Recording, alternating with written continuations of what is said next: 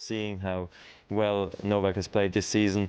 I know how much it means to me. I know how hard it was to break through and break his streak, and I still have more to come, which is obviously something very nice. Looking forward to the French Open final.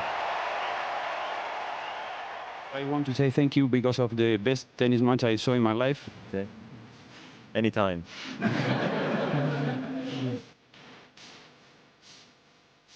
So it's strange that people feel like he's not playing so well. He's only lost one set more than me, and they say he's playing poorly, and I'm playing great, so it's kind of awkward. I'm looking forward to a tough match, obviously. I need to change some things up, just from the last couple of years in the finals here. It's been tricky. A couple of years ago I got destroyed in the finals, so I hope I can definitely do better and get the win if possible. A lot of respect for the great Bjorn, but I am focused on trying to play well, and for me it's much more important win Roland-Garros than equal Bjorn. It's been a long road. I won the other 3 slams very quickly in 2003 and 4, and French Open remained until 2009. So I really hunted sort of the Coupe de Mousquetaire down, and when I obviously was able to lift it up, it was a beautiful moment. It just felt like really magic, and the way I was able to get it under the pressure, Rafael losing, knowing that, and coming through some really tough matches, it meant the world to me, obviously, in that moment, and I'm still very proud of that accomplishment. All the years was very, very special. No? It's the biggest tournament I'm play, so last year was important for me because it was one of the turning points of the season for me, and for sure it was a really emotional victory.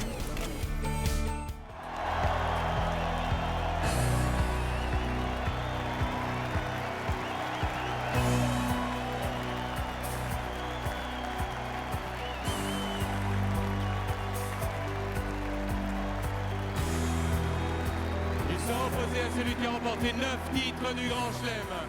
Quintuple vainqueur ici à Roland-Garros, le tenant du titre, le numéro 1 mondial, Rafael Nadal.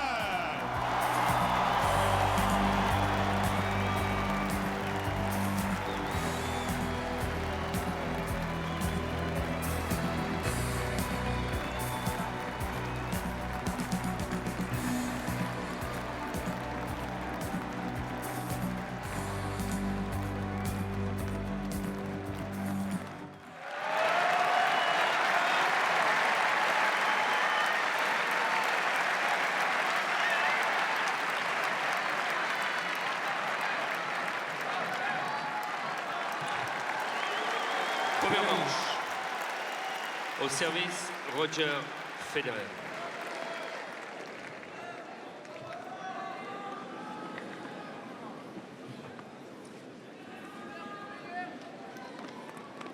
Ready? Underway for the 2011 men's final. Federer to serve.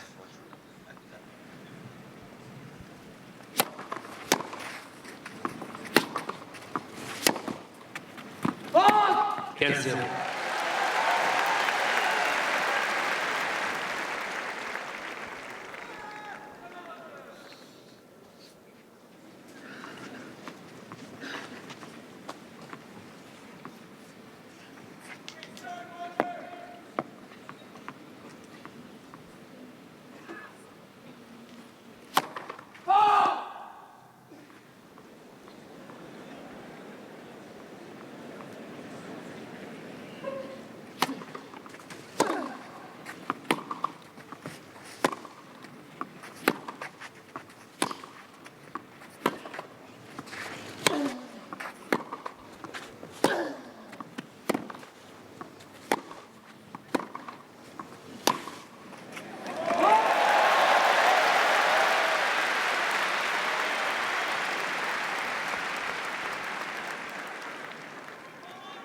Zero.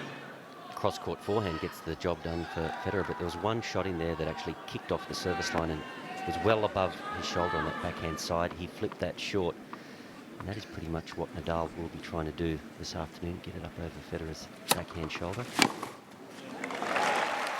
Nadal going to check the mark, but I think it was good.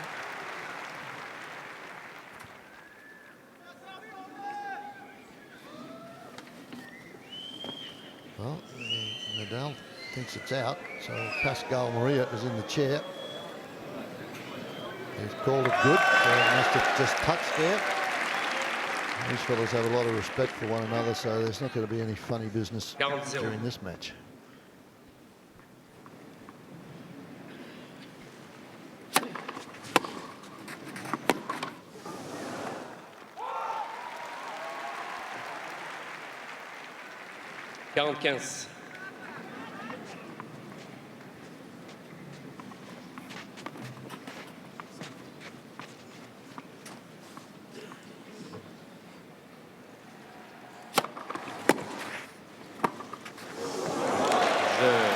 We talked about the serve and volley, and that's a bit of a surprise. First game for Federer, comes in and knocks off the volley. 1 game to love, he leads. Premier jeu. Well, that would be heartening for Federer to make that first volley just inside the sideline. But it's the belief when he does play those particular points well that, and when it does come off in his favour, it just provides that inner belief that he can do that. Not over and over, but at particular points of the match. Absolutely, just enough to Rafael provide Nadal. Nadal with some sort of variety. But I like the fact that he did it when he was ahead in the scoreline. He's going to have to work hard to get ahead in the games, but then at a 30-15 or a 40-15 situation, a serve volley point just to change it up. Good look at the Swiss emblem there on Federer's shoes, with just one of them. And Nadal pretty much has the same, but he's got 5 of them.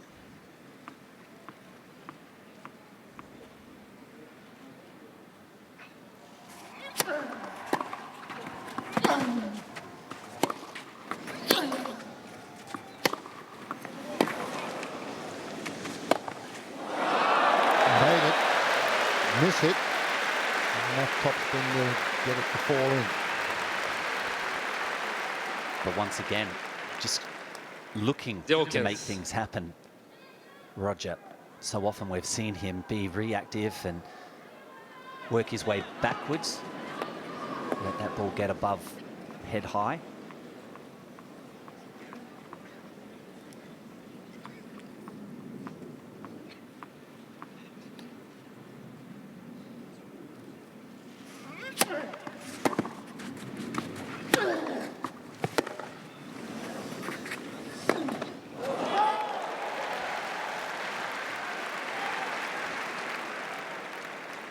A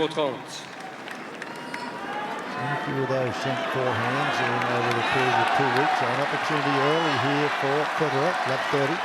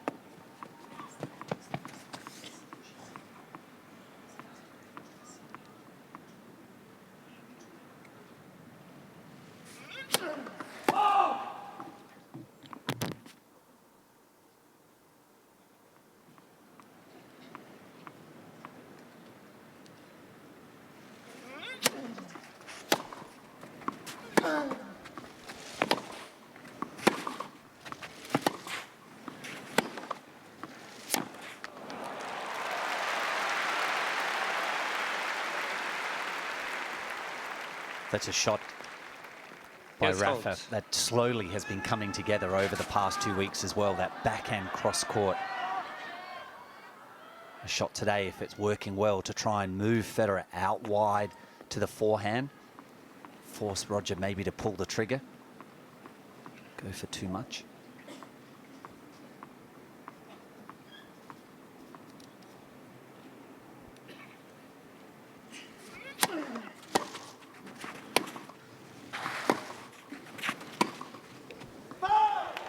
Wide, so first break points of this year's championship match go to Federer, 15-40.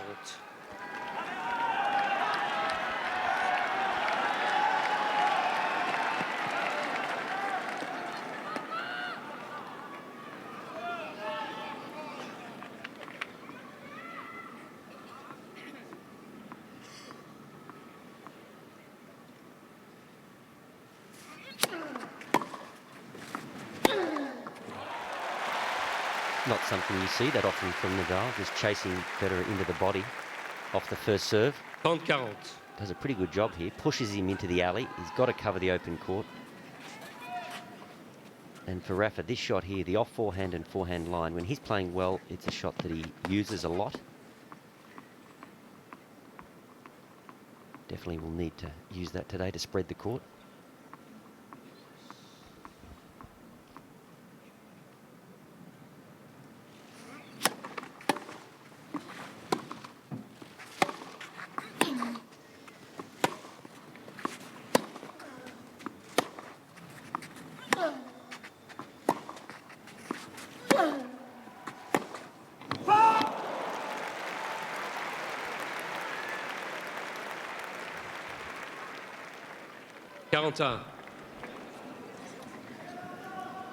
One of the problems for Federer throughout the championships is the conversion rate on break points. He's let a couple slide early now.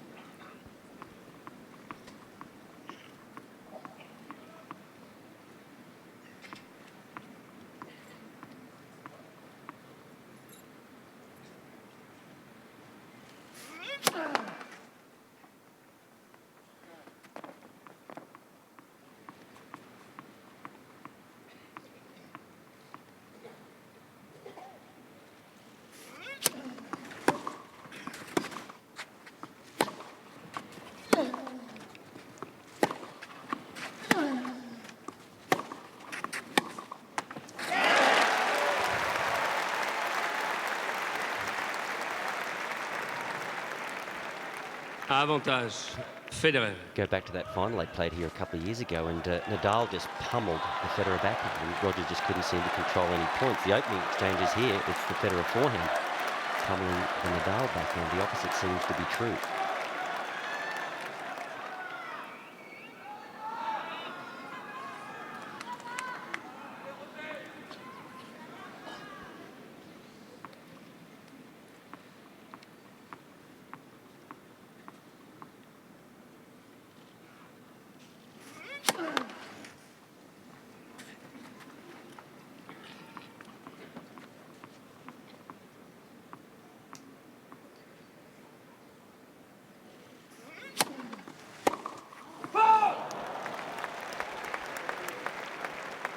You can't really be critical of him, though, can you, for going for that forehand, Fred? I mean, No, forehand line on the other break point. I mean, this is the sort of up-tempo tennis you want him to play. Yeah, and the great Lou Hode always said early in a match, if you get a break point, have a crack at it, and you know, if you make it, it's there. The worst thing that can happen now, it's percentages. The worst thing that's happened, they're back to juice.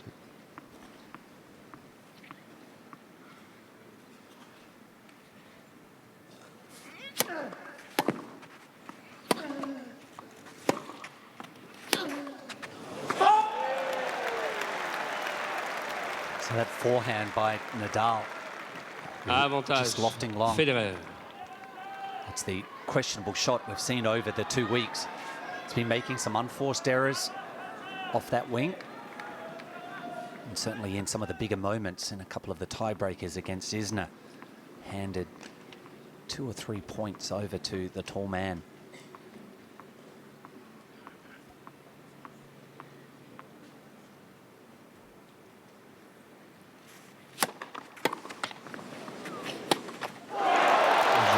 Missed the short ball. It was a good first serve. His go-to serve right down the middle.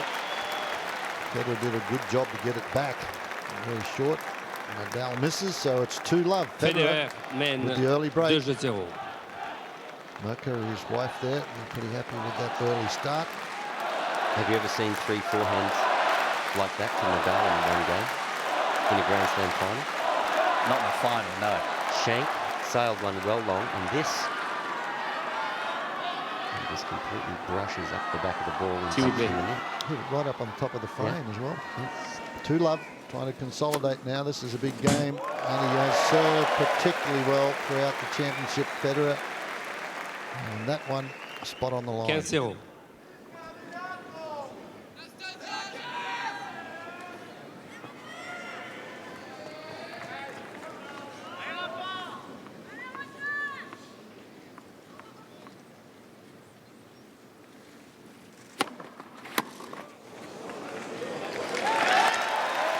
You know, and a lot can be said. We alluded to the fact of Federer trying to go for some of those forehands when he had the break points on the previous game. But by going for them, that might have created the doubt for Nadal to miss his 2 forehands, especially that last one was a little tentative on it. How about this for a service game? 3 first serves. Great display, and he's changed them around. One out wide, one down the tee. 40 love.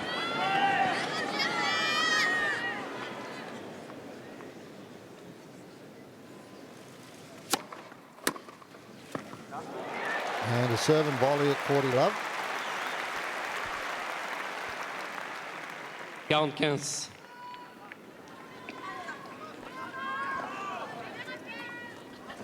Doesn't really pick that flight. Bit of a miss hit. Yeah. 40-15.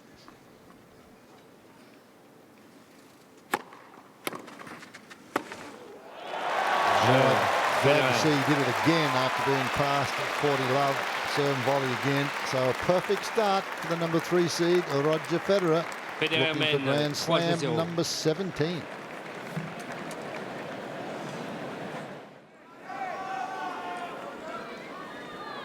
Incredible, these fellas have played. This is the 19th final they've played against one another.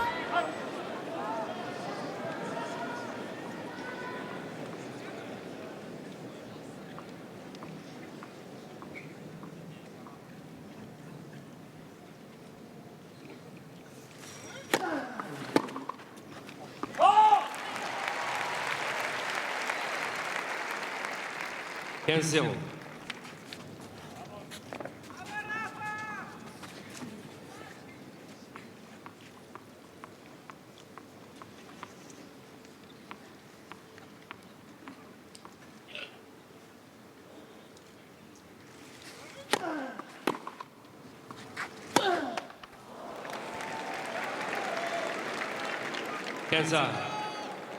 I've seen sets go by, and Nadal missed less forehands than he has in his first few games.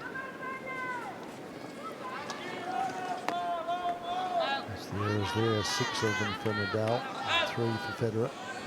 Unforced errors.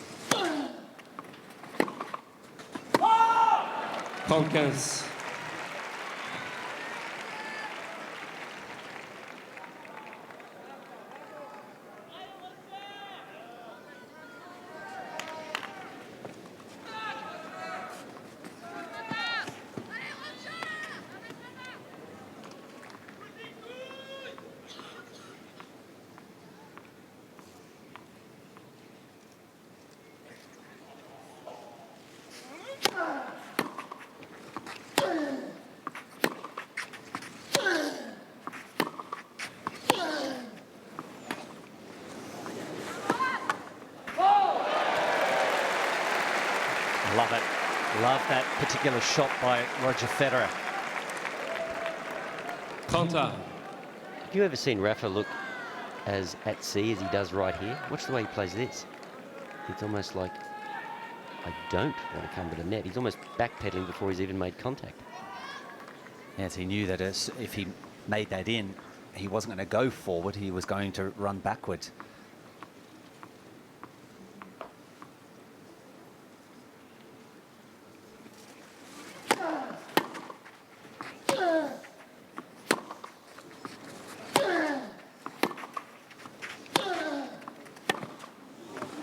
Out. Tell you what, it was not by very 40. much. Nadal trying to get a service hold here to get on the board. 40-30.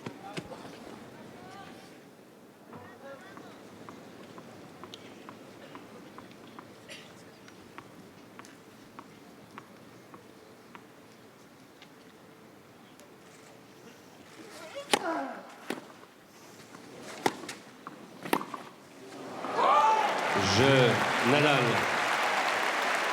Nadal hold serve, and it's now 3-1. Federer mène 3-5. First set. If you think back to the 2006 final here, and Federer got off to an unbelievable start, winning the first set 6-1. And I can remember vividly how, you know, just Nadal, his face was, he was very confused. It was the first time that he was having to come back and defend a major title. So there were nerves involved. But Federer came out of the starting gate in a full gallop.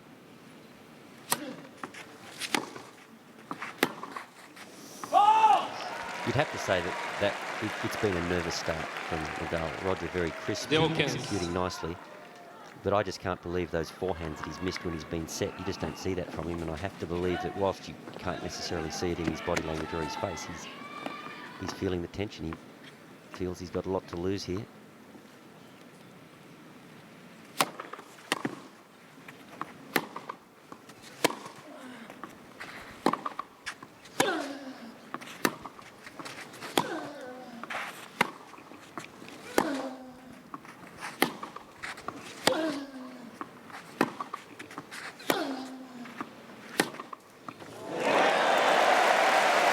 Just a rally like that, you go back a couple of years when they played in the final, Nadal just seemed to punish him. His average ground shot just seemed to cause Roger all sorts of problems. Have a look at today. Federer's just standing up, taking the ball on the rise about chest height. Doesn't seem troubled at all. It seems Nadal, it's all effort and no real reward on his ground shots at the moment. Yeah, they're not bouncing up as we're normally seeing.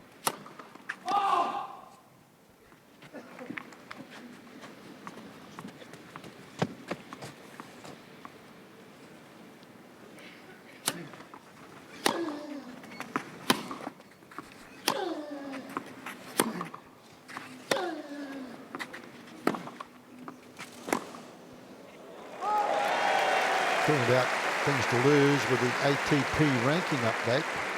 I'll let you know that if Nadal can retain his world #1 ranking, if he wins the title today, if Nadal loses to Federer, Novak Djokovic will overtake him as the #1 player when the World Tour rankings are released tomorrow.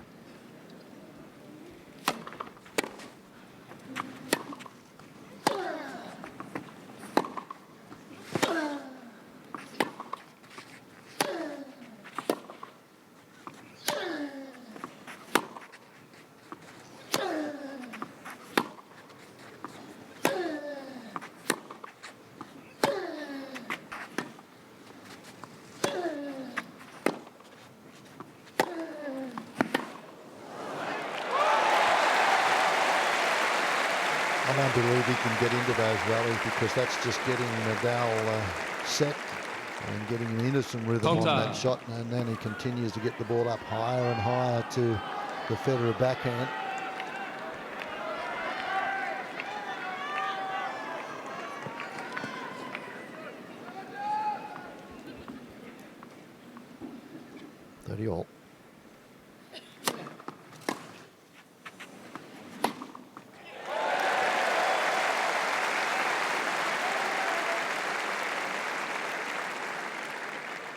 All. It's got to be a serve you would think that Federer can rely upon today on that first court, sliding it wide. I think predominantly, you know, he's got to expect a forehand afterwards. If he lands that first serve.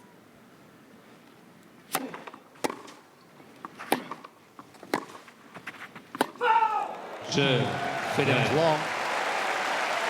We creep through the first set now, and Federer holds serve. It's 4-1, first set. Federer mène 4-1.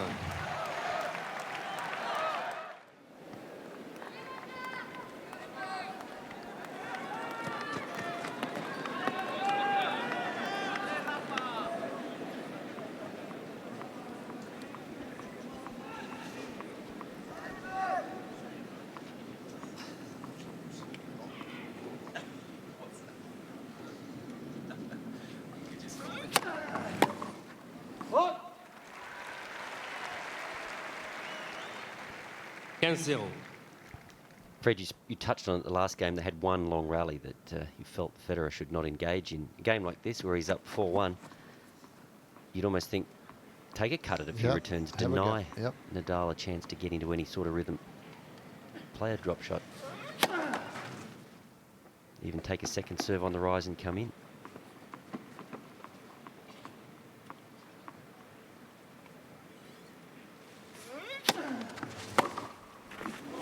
He heard you well, and I agree. That's the tactics. And that's the way he's played this week. He's been very relaxed. He saved these types of returns for the latter stages against Djokovic when the pressure was mounting and the crowd was firmly on his side. He danced around a number of times to play that off forehand.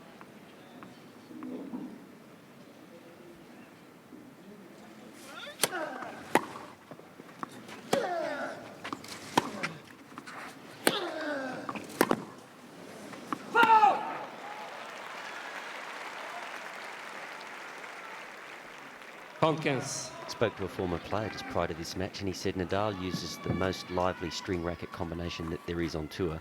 Federer uses just about the deadest. Given the nature of the balls, he felt that Federer had the greatest control this tournament. And I kind of tend to agree. Very tight string pattern in that old frame that Roger uses.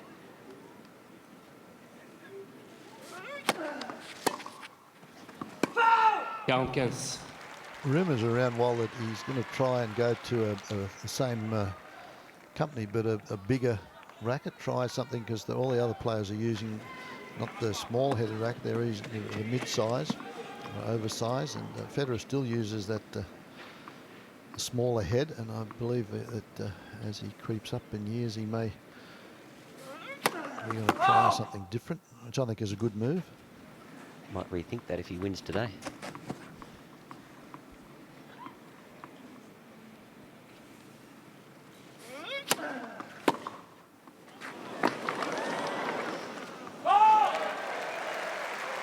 Perfect. If you're Paul Annacone sitting up there in the coach's box, that's exactly what you want to see. Abbreviated points, playing the match on your terms. Yeah, look where he returned that serve from. He was 1.5 meters inside the baseline.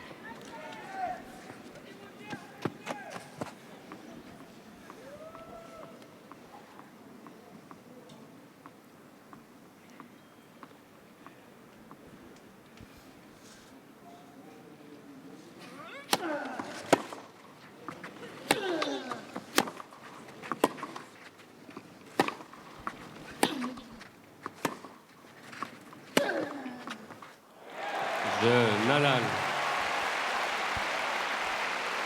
Nadal holds, and it's 4-2. Federer mène 4 jeux à 2. That's just too good, that particular point. But interesting, when we were talking about the second serves and Federer maybe having a cut at the returns, interesting that he won the points when he directed them down to the Nadal forehand as well. That's something that Nadal has a habit of on the bigger points. A second serve, he'll fall off and cover the backhand. And certainly this tournament, the players that have had that enjoyed success going in straight into Nadal's forehand.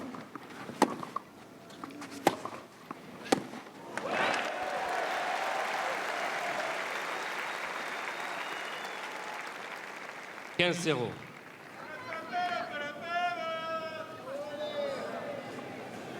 be interested to see as this match goes along with Federer serving where Nadal is standing to return. In the Djokovic match, Djokovic certainly gave a lot of space to Federer wide on the first court and down the tee on the second court.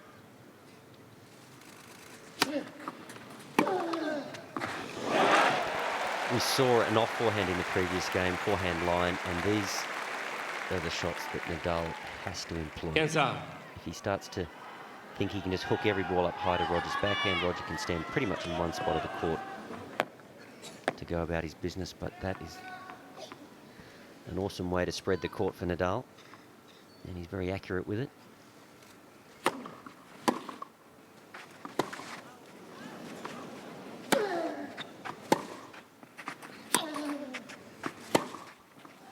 Out.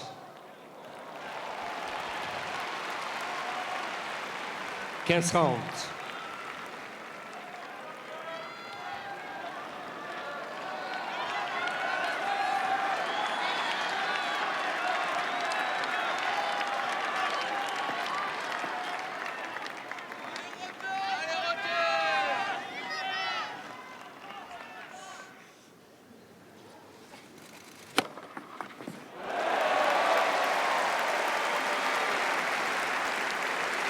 First time he's been asked really a question on the serve. 15:30, closes the door in a hurry with another ace.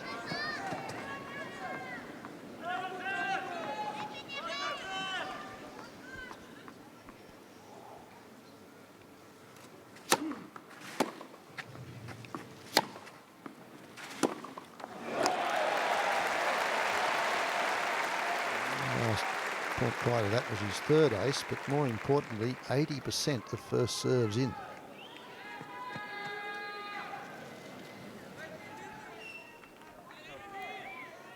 That's unusual for 40-30. the chair umpire getting off just to have a close conversation with Nadal. It wasn't to check a mark.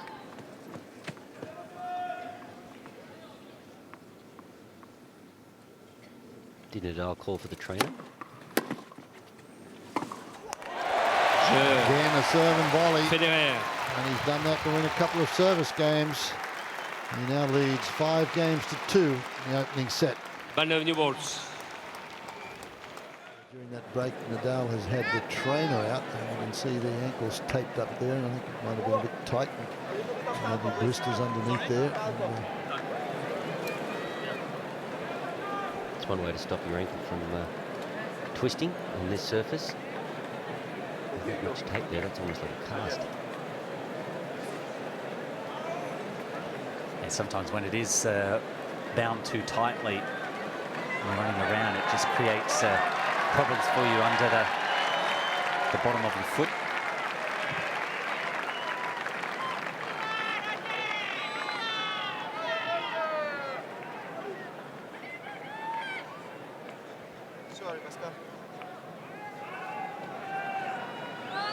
So this has to get a move along, because it's not an injury timeout. This is to be done on the regular change of ends. Rafael, he doesn't do anything quickly. Pre-point between games. Reprise. He's the most methodical player I've ever seen.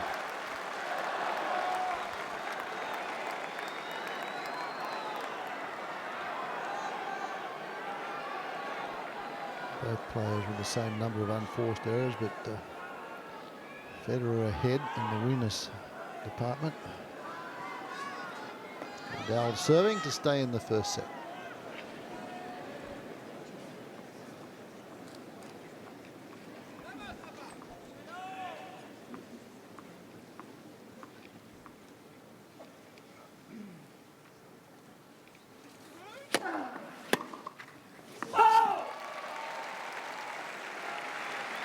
Cancel.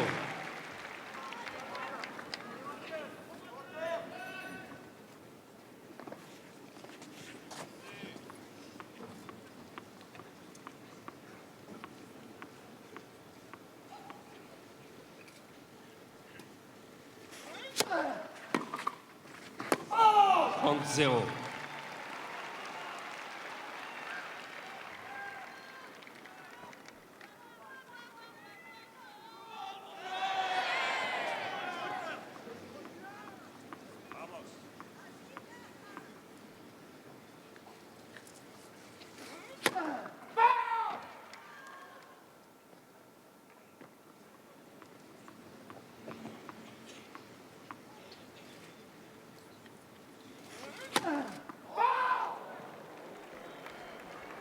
And that double fault comes about by the fact that Federer has stepped in on a few occasions and just cracked returns, even though they haven't gone in all of the time. Nobody likes to be pushed around, so Nadal goes for a little bit extra on the second serve. So as much a forced error as an unforced one. The implied threat of Federer.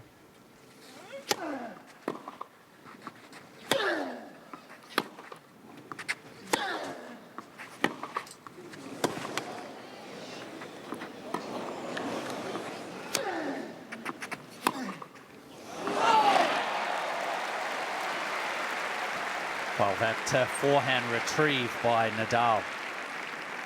Just to be able to control it. This is a beautiful backhand. That's the one there. Still to be able to land it inside the court. But that was interesting, wasn't it? Until that scramble, Federer was beating Nadal with his cross-court backhand to Nadal's forehand.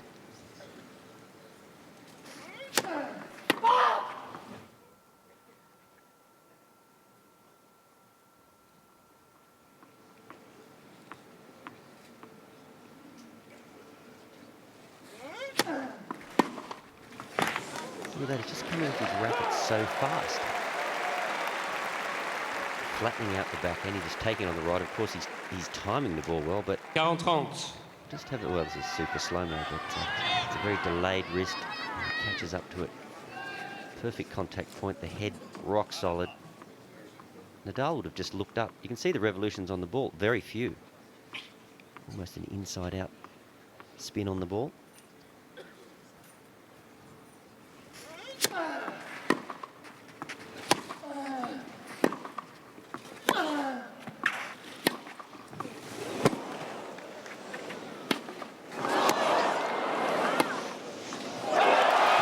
Both of them on the line.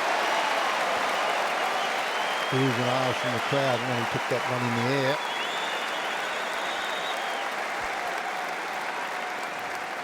So no hesitation by Federer. 40. Talk about revolutions on that last forehand.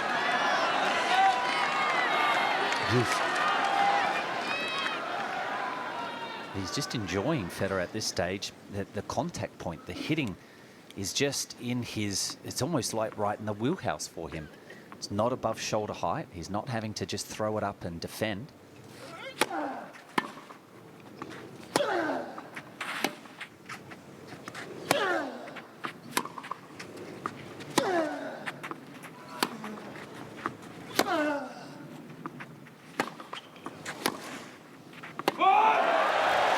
Once again, flat, hard, onto him quickly.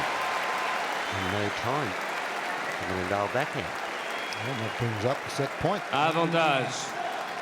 Federer. 37 minutes, and this is taking absolutely nothing out of Roger. It's not a physical contest. Nadal has not been able to create that. S'il vous plaît.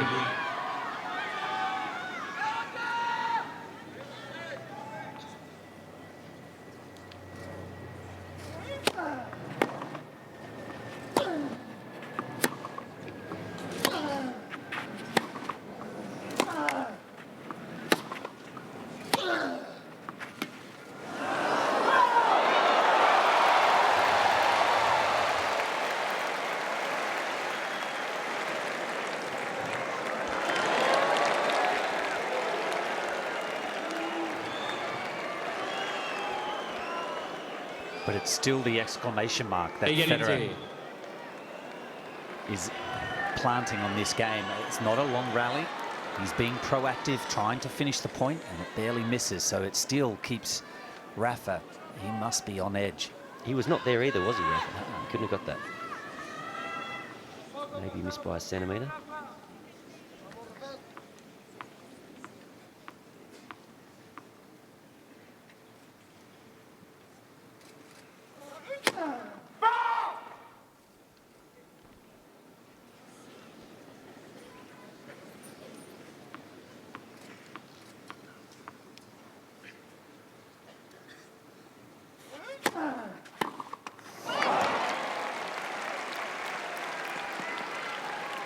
Avantage. Nadal.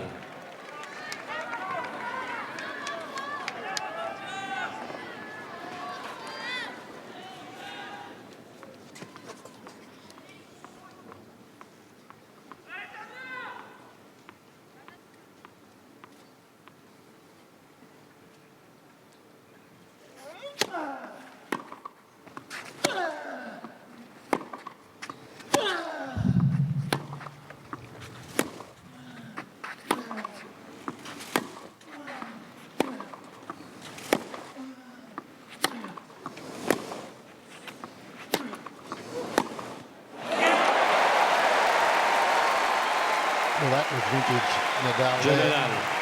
That backhand. Federer still going for broke, but Nadal's done what he's got to do. He's held serve. Federer now to serve for the opening set.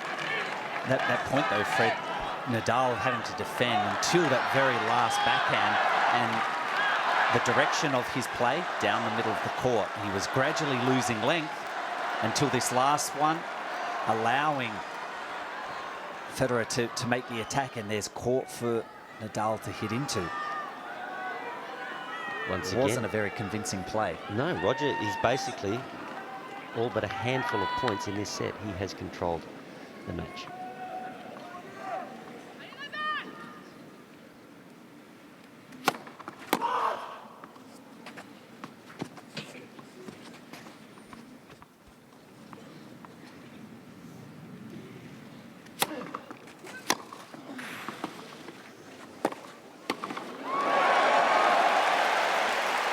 That's a move that we've talked about for many moons with Roger Federer. Here he is serving against Nadal on the first point serve and volley. Nadal never expected him to be there at all. Puts that pressure on him, on Nadal to come up with the goods right off the bat. No rhythm. 15-love.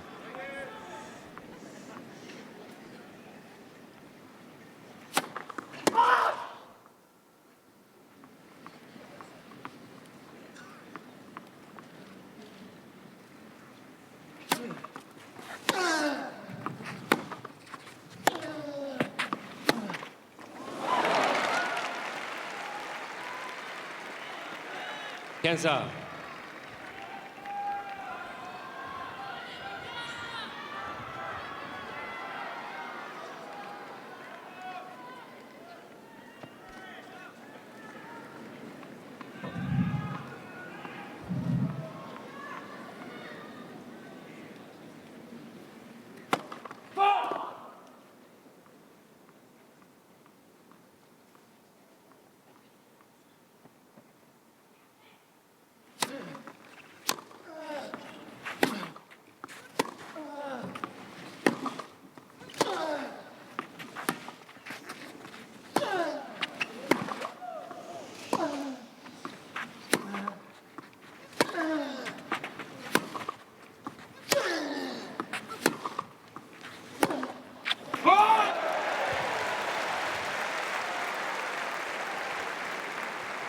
Not when he would like to miss a backhand, but really that's the way Rafa has to play. If he has the opportunity to control the court, he's got to make Roger run and hit on the move. I mean, if he just lets Roger park himself in that backhand corner and directs all the traffic there, I mean, Roger's dealing with the weight of shot pretty well. He's got to get Federer on the run. When he has those opportunities, he wouldn't have appreciated missing that 15-all.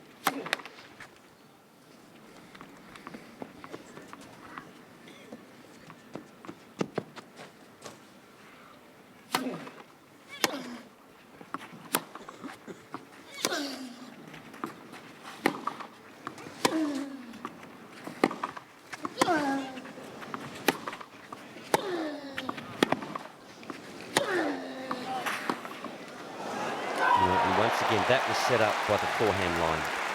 It exposes the backhand, it makes Roger hit on the run, and it's a very different scenario, this shot here. So Roger's on the run now, he can't really get behind that, and then he gets it out of the strike zone on the backhand. So for Nadal, that part of the court is hugely important. He did miss that backhand cross-court previous point, but he's got to play a big game himself. Federer struggling to find a first serve here in this game, serving for the set. It's 30-all, needs one now.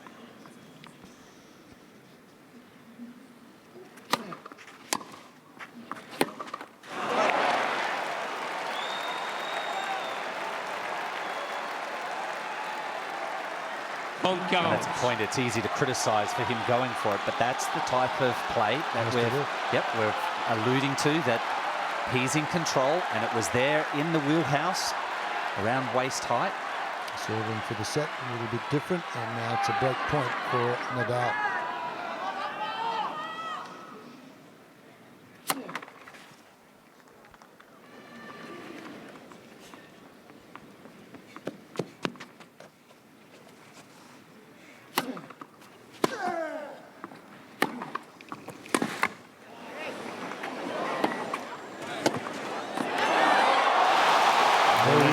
But Nadal, full stretch, loves that one down the line, and great serve.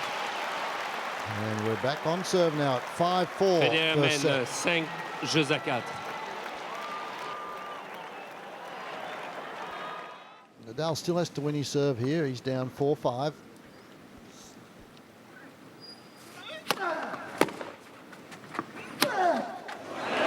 You mentioned earlier about Lou Hode's comment is, you know, still go for it. Federer's got to look at the scoreboard and recognise he's still up 5-4. So if he still keeps to his game plan, keep the point short, you know, what's the worst result? He's at 5-all. The set's not over and done with by any means.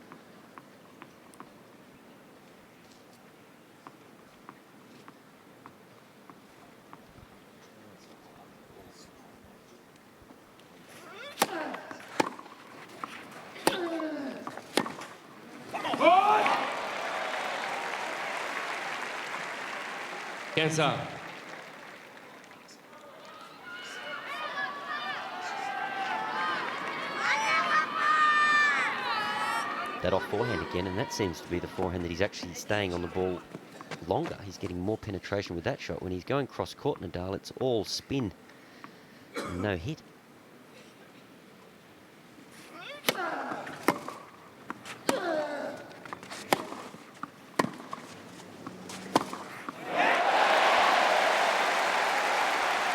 Exactly what Mark Woodford was just talking about. Starts with this return though. 15 rounds. Anderson has time to dance around to the forehand.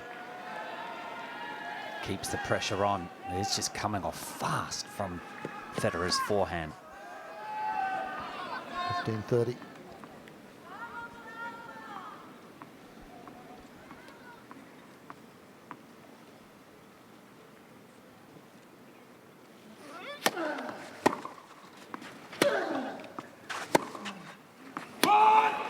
Counter.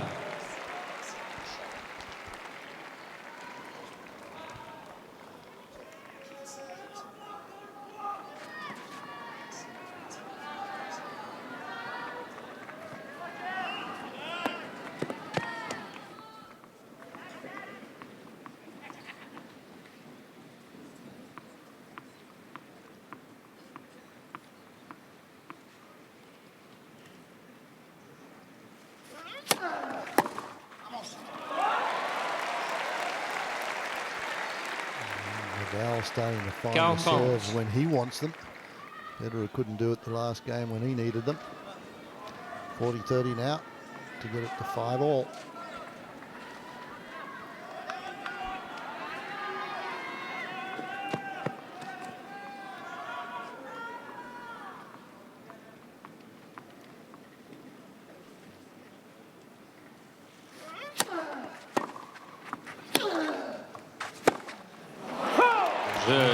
Nadal has been on the serve. Nadal is up now around 78% first serves.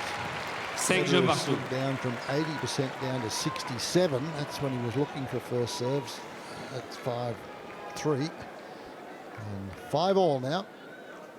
I'll throw this one out there. When Federer played Djokovic, it was such high tempo, very quick between points, and there was a real rhythm to the set, and they both played fast. Nadal's so slow between points, he almost creates points in isolation. And Roger's tempo seems to have slowed down. He's slowed the game down. Doesn't seem to suit Rog. Slow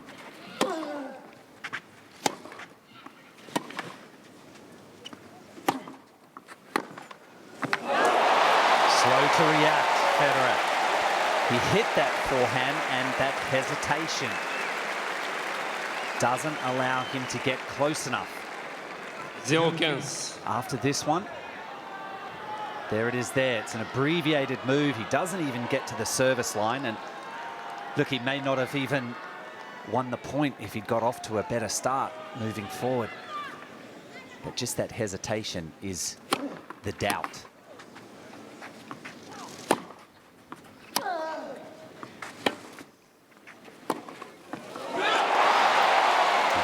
Finding the mark with that forehand line. That is 3 superb passes with that shot in the last couple of games.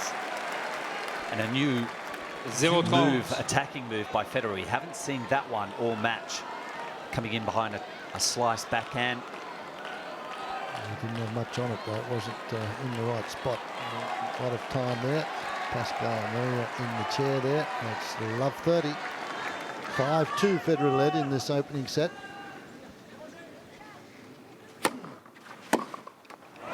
Can't criticise him though for coming in on those two breaks. Not at all. That, No. You've got to keep that.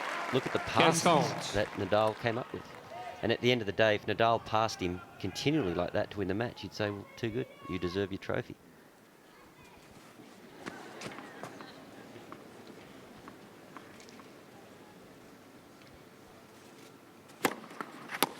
And that's encouraging. Beaten twice at the net. And a big point, 15-30. He's still game enough to move forward. Conta. Not a bad first serve right off the line.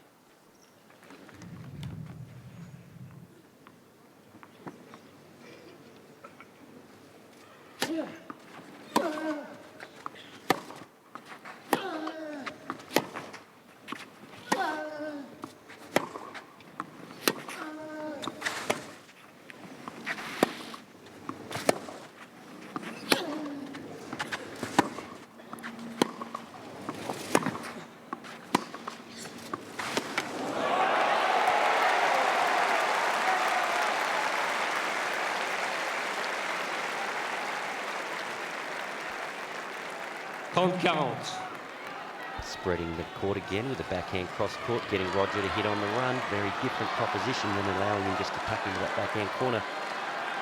Break point now for the Spaniard. 30-40. Second serve points won. Both players returning pretty well.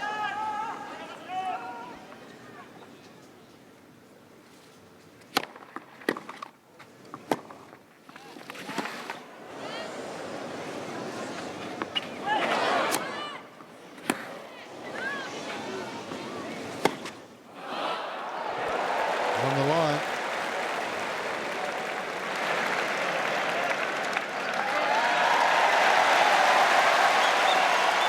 How many winners do you have to hit to get a point against Nadal? That's what he's saying. I don't think Federer can play much better than his opponent. No. And it's pretty even. If he can't win this first set after this, it's a bit like when he played Djokovic after throwing everything at Nadal, and Federer cannot get this first set under his belt. That would be a real blow.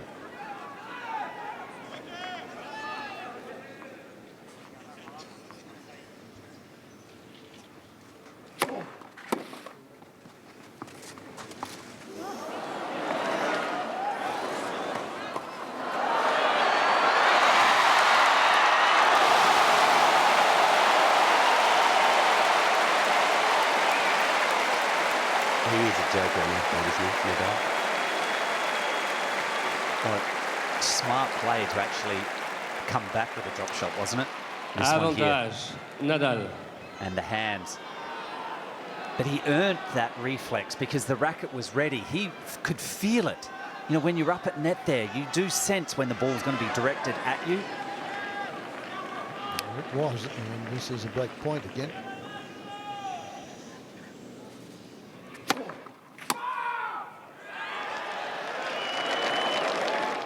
This is pretty close.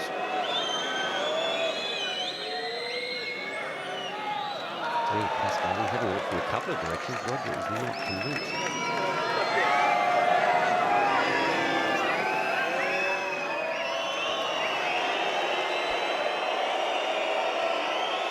And have Hawkeye here.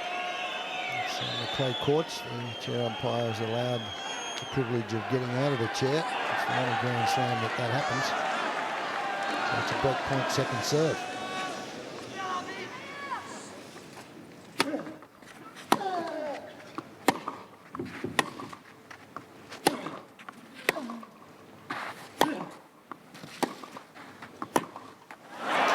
Nadal. Off balance on that forehand, so Nadal breaks serve. Two service breaks in a row from the Spaniard. He hits the front 6-5, serving for the opening set.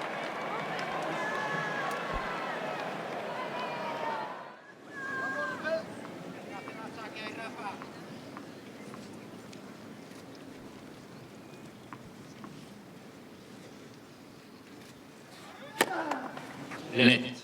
Premier service. Nadal serving for the set now. See how he goes with that little added pressure.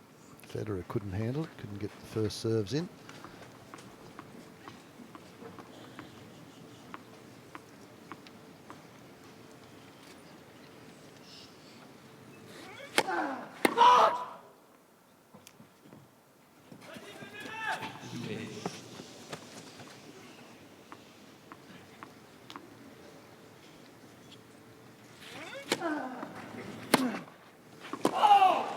Zéro.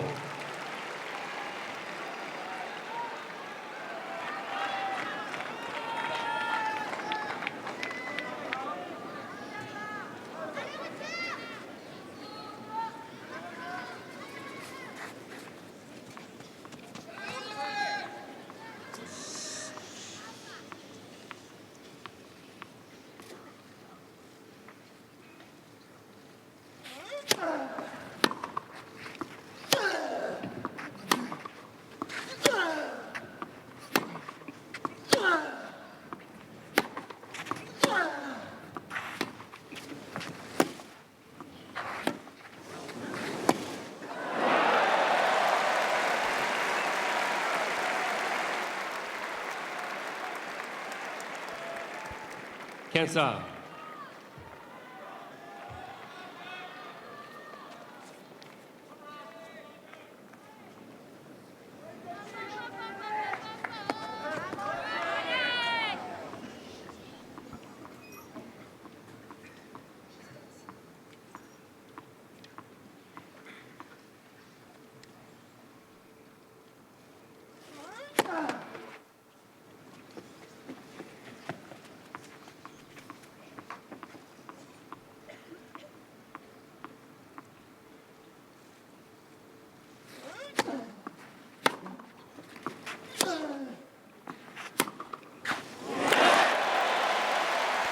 Haven't seen that for 4 or 5 games. And he's brought it up now, 15-30. 15 rounds. It's that second serve. Trying to dominate, control the rally. The forehand, and nicely. Just on the far edge of probably his hitting zone, Federer, but still hit it well.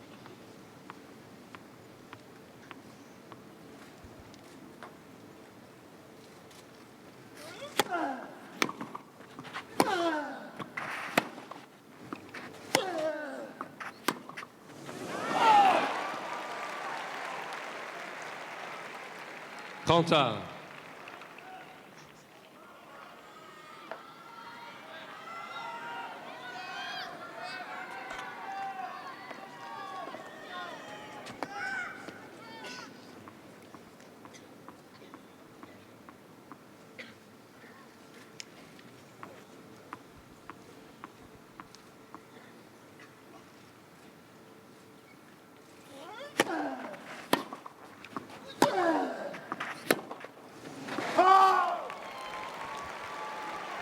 This has got to be pretty deflating, I would think, for Roger Federer, who came out here just in a blaze of confidence at 5-2, served for it, and then now it's a set point for the defending champion. And he's come alive.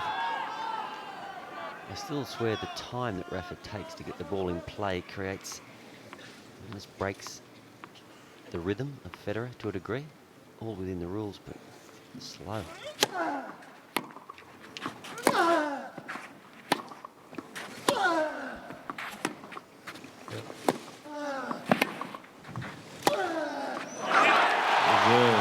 it is.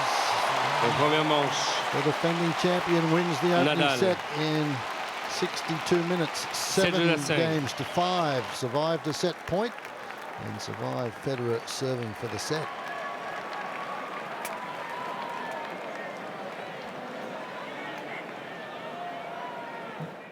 And that's an amazing set, really, for Rafa. He must have felt bad at the start of the match. He was not... I have never seen him miss forehands. A couple of them, he just spun into the bottom of the net and he hit a few well wide. He couldn't have felt great about things, and he turned it around. You have the feeling now that, you know, the outcome of this match, really, for me anyway, the first set for Roger Federer was way more important to his future than Rafael Nadal. Rafa believed that, still believes that even if he'd lost that first set, the match was still the outcome very possible for him. For Federer, you wonder if that belief has just been shaken. Yeah, I agree with that. And we said at one stage there it was 37 minutes. It looked like Roger's going to wrap the set up in 40-odd minutes. All of a sudden, it's an hour and 5 minutes. He's just taken that little bit more out of Federer physically, even had he lost that set.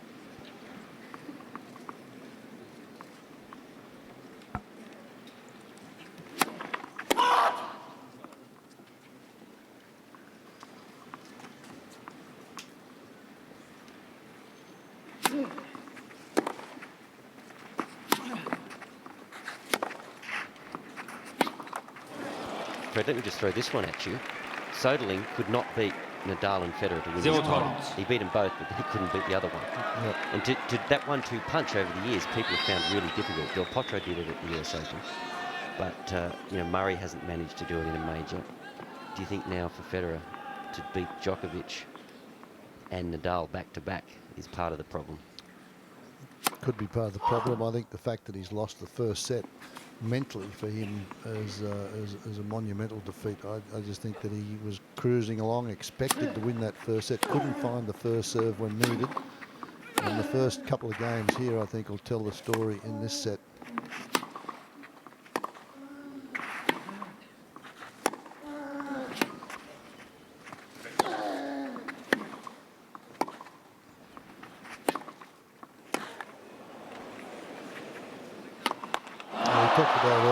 Nadal just keeps great defensive skills, turns a defensive situation into attack, just keeps going. As I said earlier, it's like a boxing match. He just keeps pounding into the midsection, and then until he gets one into the head. The head, yeah. It's not all about forehands and backhands, is it? No. It's that term, relentless. Relentless, yeah. We said that about 4 or 5 years ago, didn't we? And it still applies. It's unreal.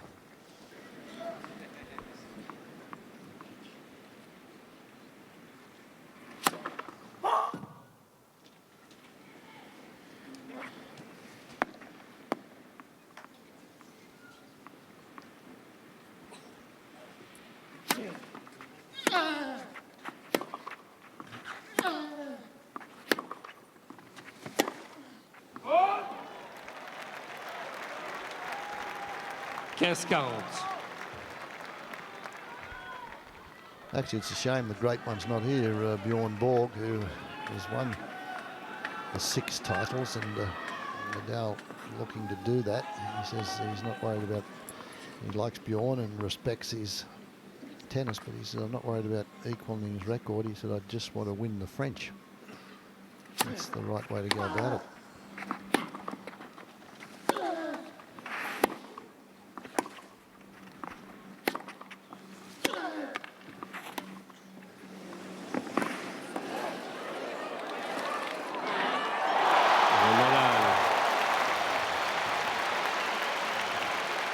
Nadal's all over the place like a rash, isn't he? He's everywhere. Premier jeu, and he breaks serve first game, second set. Makes it a lot tougher for this man now. And he's awake, he's alive, he's in the match. We just have a look at set 1 stats. And Roger's stats are pretty good, aren't they? 15 minutes, 16 unforced errors. Similar margins there for Nadal, but it just came down really to a couple of not finding those cheap points when he served for that first set. He did everything well. Yeah, that first serve in the early stages of this set, travelling along above 75%, and his win rate was only towards the end where it started to, you know, come down. And that's the part of the set where you really need it to be, you know, above average.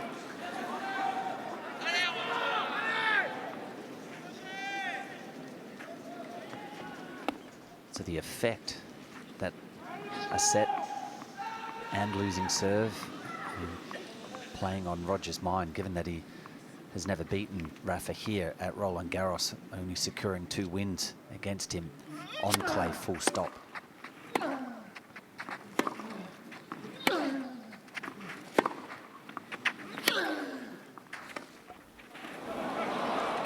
It's a little bit of panic setting in now. And, 15-0.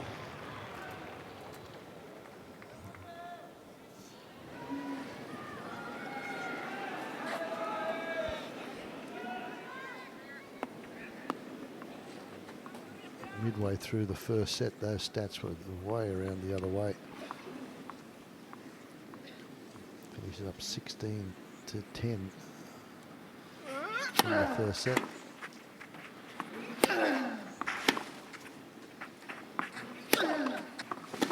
He's on a roll now, though.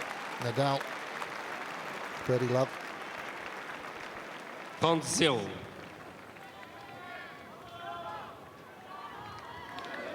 And Roger, he's just below our commentary box. How deflated does he look?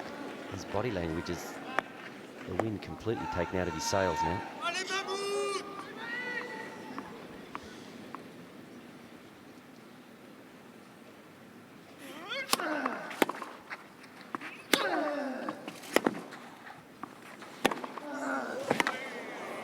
I love that off forehand from Nadal. It's his best shot. How confident was that last backhand? Here we go after that. 40-0. It is. He transports himself so early to the ball, and you know, what Wally, you were saying about the body language of Federer. You know, Nadal probably senses it as well. So he's just lifting his play and his footwork to get to the ball. Nadal. A love game on the serve for Nadal. Nadal mène 2-0. 2 games to love, 1 set to love.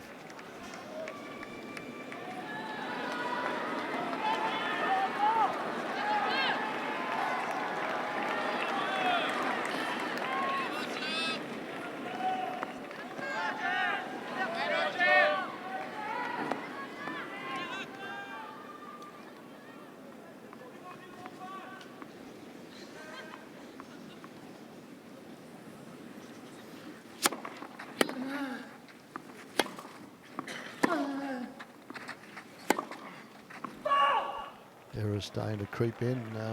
5-2. We thought that Federer looked very confident, was going to go ahead and win that set, but no.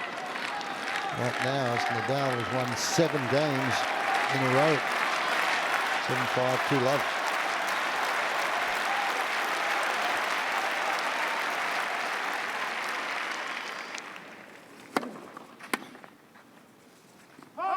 Quinze.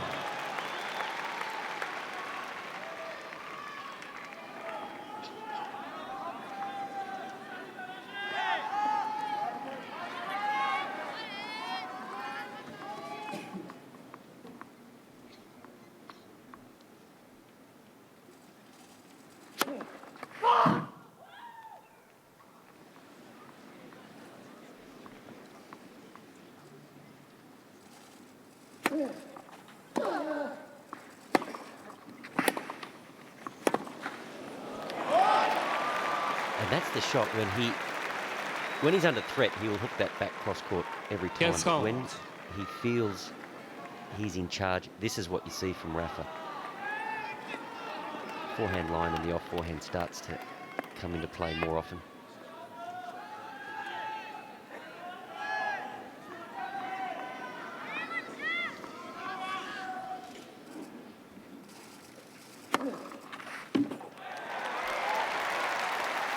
That's how he's winning points in the early stages of the first set. 30. Cleaning the lines on serve.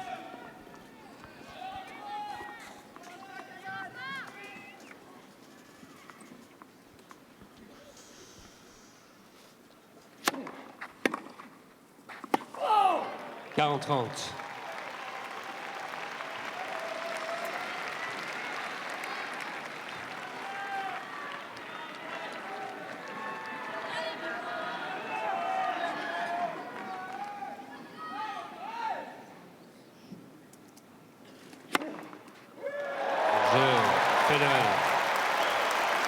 Tough way to win a game. 2 aces. And Federer is down 2-1 with a break. Nadal leads. Just try to execute the little things well. The first serve percentage, taking the backhand on the rise, employing the drop shot. get back to those tactical aspects of the game, see if something can fall into place.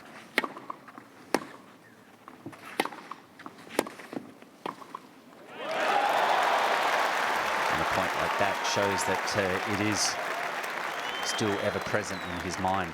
And I do believe that over the years that's been a problem for Roger, that he's played Nadal and his record on clay and his all the superlatives that we can come up for Rafa on as king of clay. And instead of just trying to play tactically sound, he's fully aware that he's played too much against Rafa.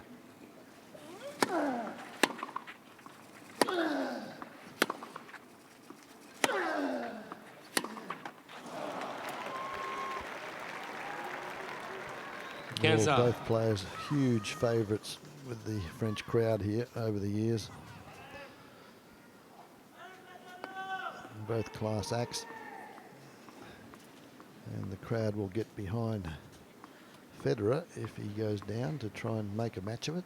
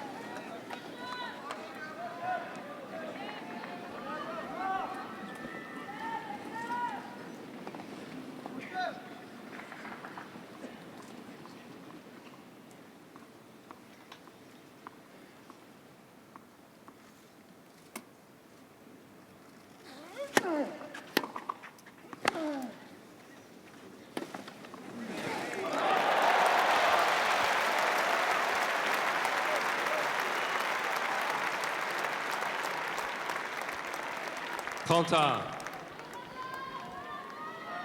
bit more angle on this high forehand volley.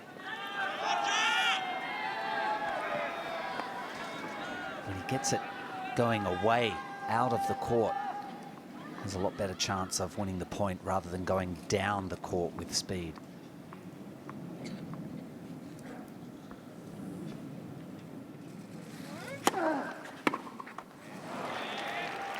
It's funny how disciplined Rafa is on this surface. At the US Open last year, there was so much talk about his serve. He was consistently serving over 200. Here, he's back to 170, 175 first serve, high first serve percentage, just hitting his spots, looking for a forehand. It's almost like I'll just dial in the clay, I'll dial in the hard court. And the discipline that he exhibits is quite extraordinary.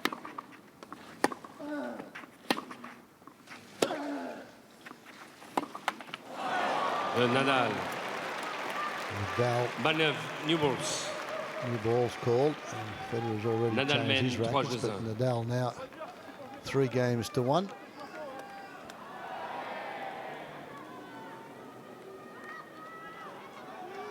Full house here at for the men's final, and we've shown you some of the past champions. Philippe Chatrier centre court area, Court Central, seats 14,911. Fred, you're probably dirty. You have to be up here with us commentating. You'd rather be down in that presidential tribune with all the former champions. No, I'd much rather be here. The former champions down there, but they are hot. It's pretty warm down there and very humid.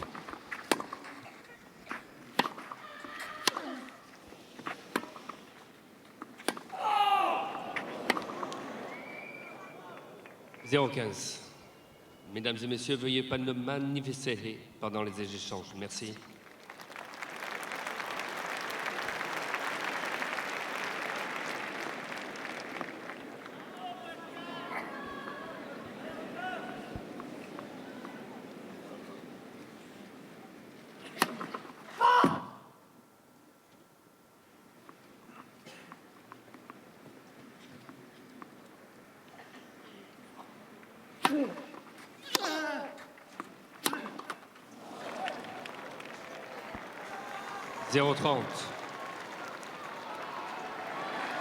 Earlier, Federer wasn't allowing that to happen. The ball now is jumping up round shoulder height on both wings.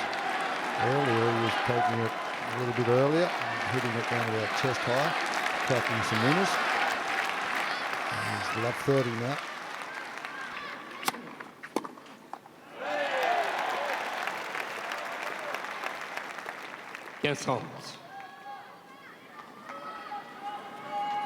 Nadal hates it when he misses a return, when he's got to hit at the board. 15-30.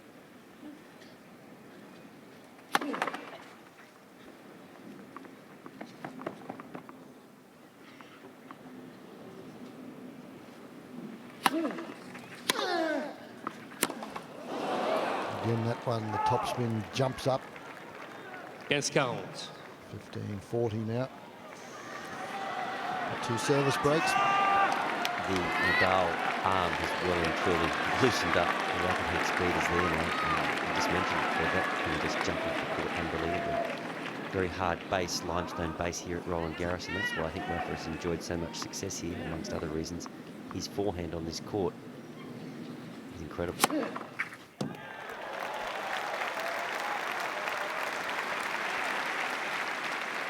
30-40.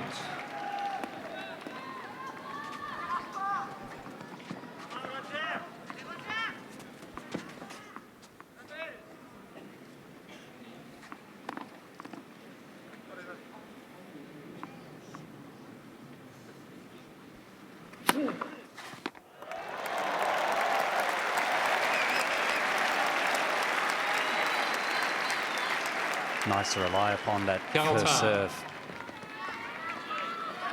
The accuracy went astray when he was trying to serve for the first set.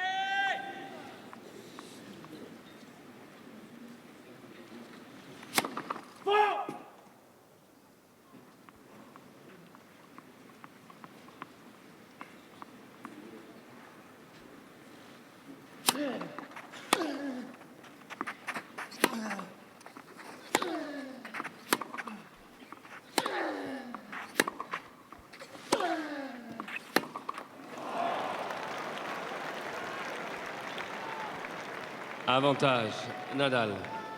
It's almost like a strength issue, isn't it? To be strong enough to stand up to the barrage from Nadal. Well, those backhands, I think, when you're behind in a match, you know, the likelihood of it actually coming off decrease.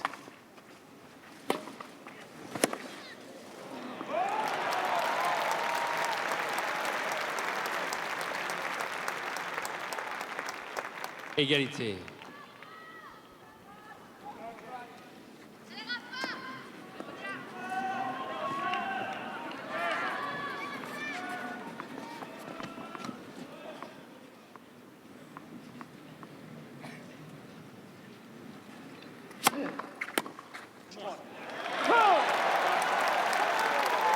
And there's a come on from Federer. Avantage, Federer. Even if he's been a little bit scratchy at the start of this second set, if he can just stay in touch, we know he's got the skill to come up with a series of shots to break. And the clenched fist there from Federer as he holds serve, saves a break point. And it's 3-2 Nadal, still with that service break.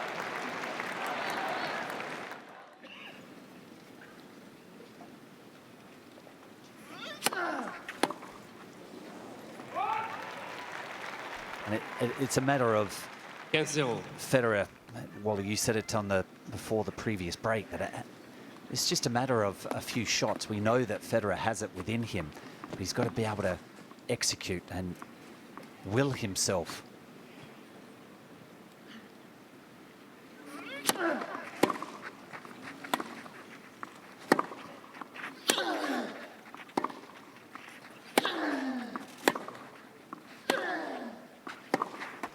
Belief, basically the belief that he can, you know, come back from a set and a breakdown.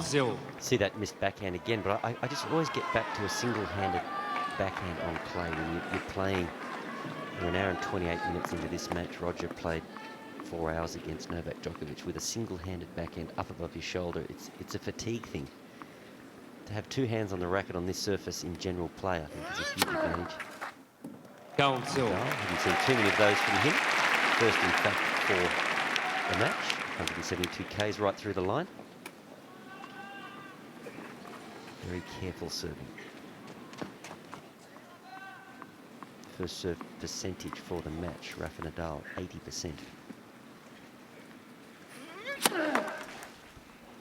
That's where Federer was early in the first set, wasn't it?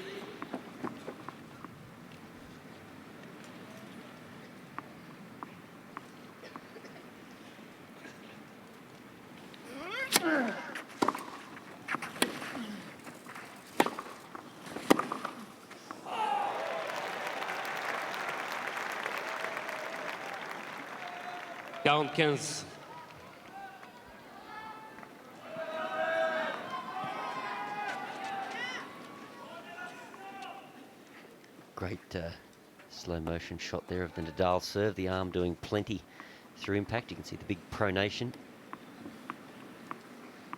Bit of strain on that shoulder over the years.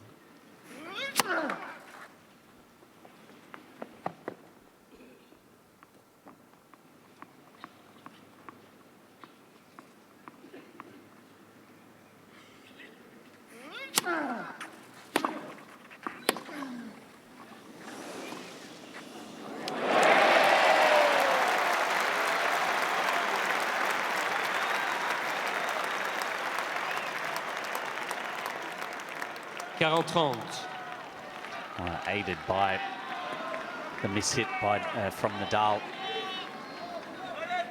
Federer's forehand return really jumped on him.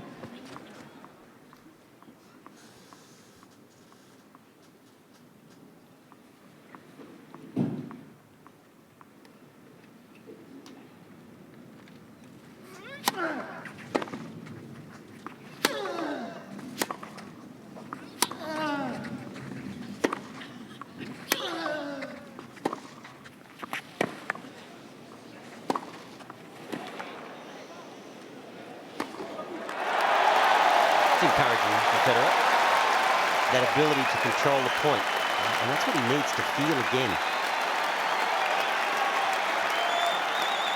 His body language really dropped after he lost that first set. The feet, the recognition didn't seem to be there. We've seen a few clenched fists from him. He really does have to stick his chest out and try to impose himself again on these points.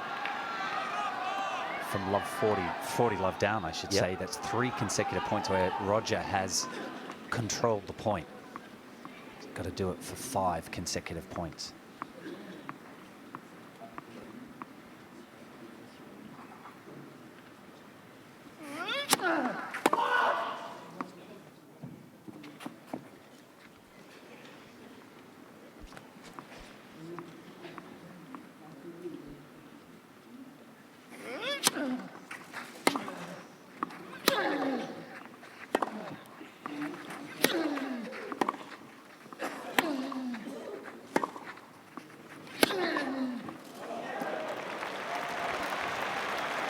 Federer was wishing and Avantage, had a quick Nadal. look and saw that it cleaned the line.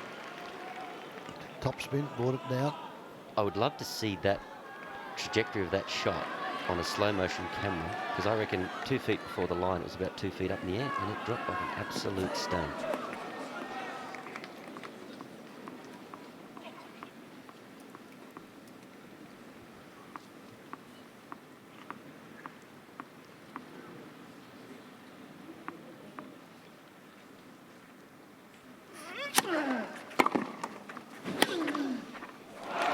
Nadal. Dipped on that forehand. It is absolutely impossible to get Nadal to mène that 4 jeux à 2. 4-2 now, Nadal. That's his best shot, the last 2 points, line forehand.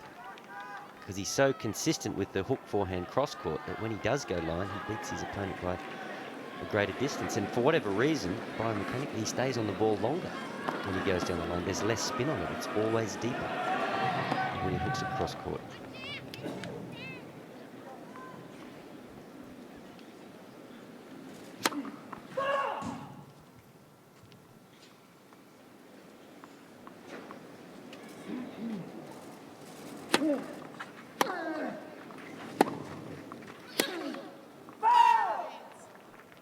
15-0.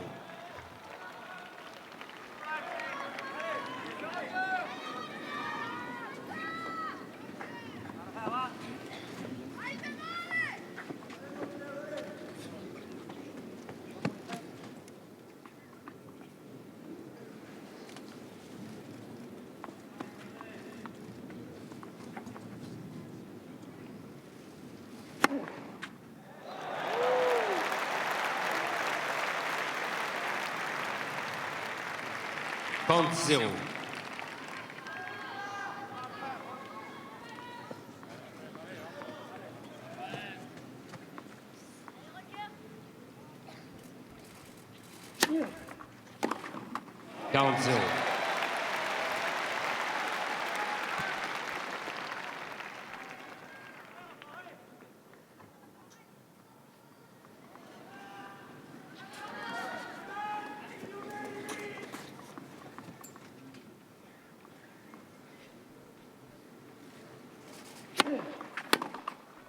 Out. Fine rhythm again on the serve Federer. from Federer. Back on song on the Nadal serve, mène and it's 4-3, 4-3. and he's still down a break.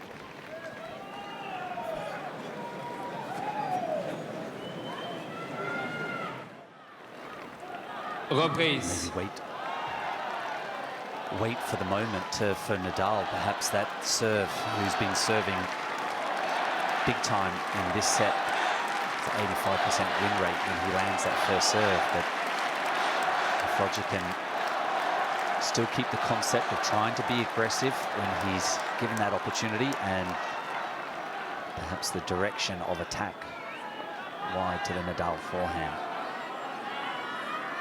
Merci. Quickly into that wing, especially if he gets a few second serves to return.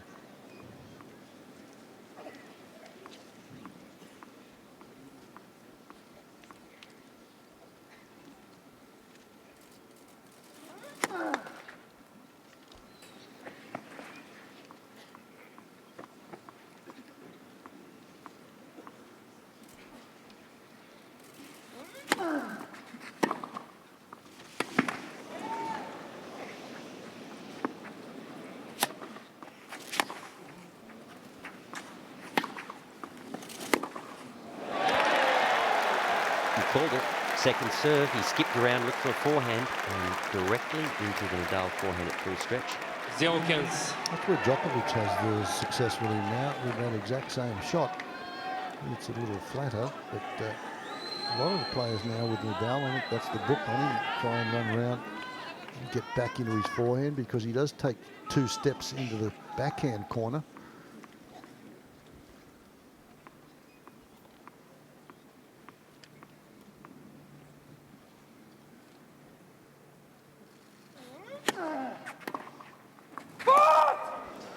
You know, and I think this will be confirmed wide by Pascal Maria, but I don't know if I'm expecting Roger to play perfect tennis, but even though he had the second serve and he went to the Nadal forehand, he also had Nadal stretched to play a single-handed chip backhand, and Roger let that ball come back and bounce. And he had to hit another one into the Nadal backhand, and he had to rip a two-hander. He won the point, but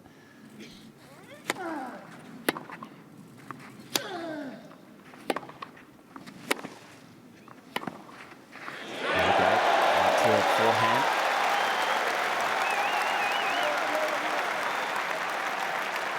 Big difference here. Rafa goes line when he's not controlling the point. That drops extremely short. Now he's defending. Didn't have the target on that occasion. Federer had stayed back. 15-30 now.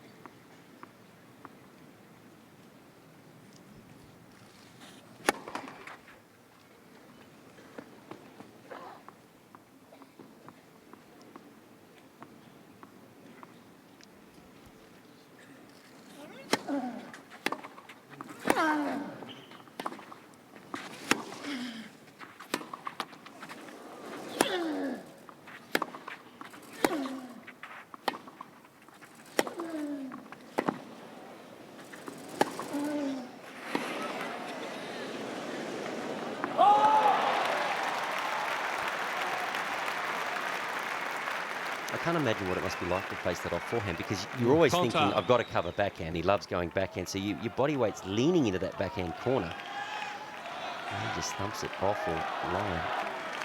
Once again, Roger barely getting racket on ball. Better point though. Still, he was in there, trying to look for something, held his ground. The net cord didn't really help him.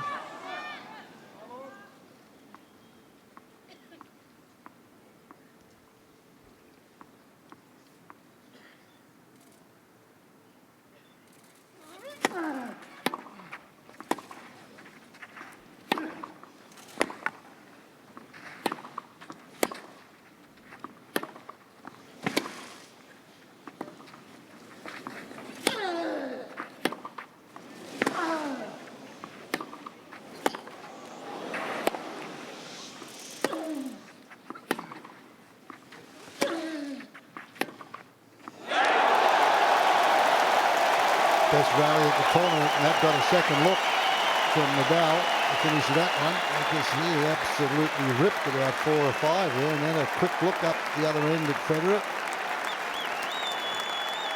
This was the type of hitting that we saw in the Djokovic-Federer match. They were taking big swipes. And on that occasion, like that particular point, Roger coming out on top. That was a great point, wasn't it, though? I mean, the quality of the hitting, and Federer almost a little abbreviated there, just taking the ball on the rise, using the pace. Break point now for Federer to get back.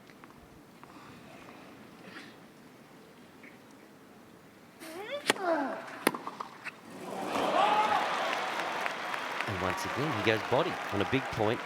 He chases him into the body. I mean, it's a great serve for a lefty, but it's not something that is usually part of Rafa's serving repertoire.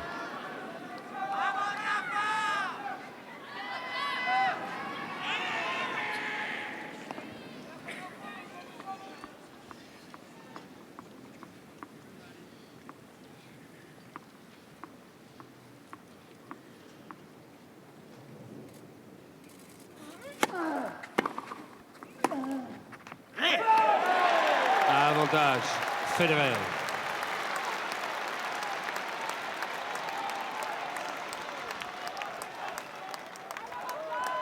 Saw Rafa in his previous match against Andy Murray. Murray had so many break points, could not convert. A couple of tight sets, but he couldn't make these big points stick.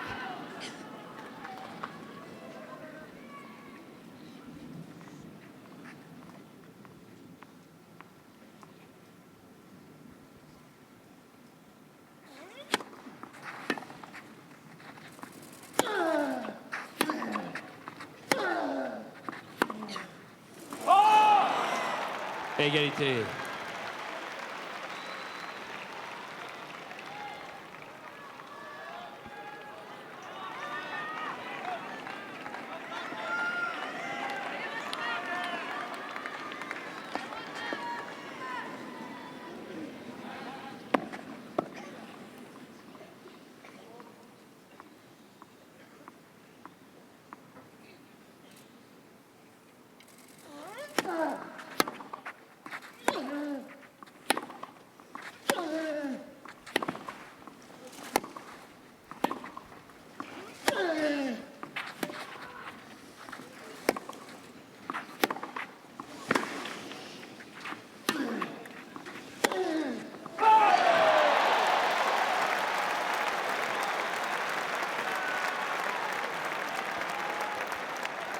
Avantage, Federer.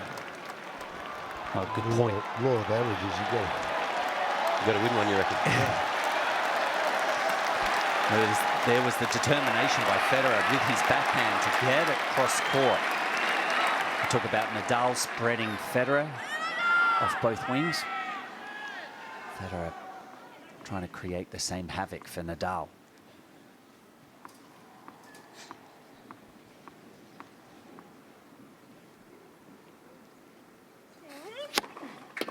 Out.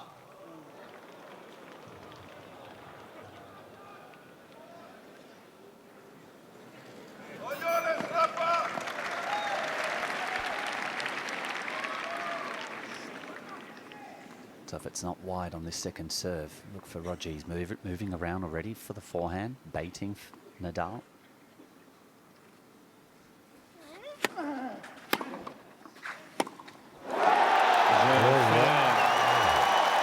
Never swung through that backhand at all. So this is a little bit unexpected as well. You never can tell with these two. And now it's Federer backing the match 4-all. So was that mounting the pressure, the amount of break points for Federer as Nadal just really capitulated on that last backhand? You'd have to think that took a dodgy bounce or didn't come through because he nearly air swung. Merci. Well, the big opportunity now. Federer has to find some first serves up here at 4-all.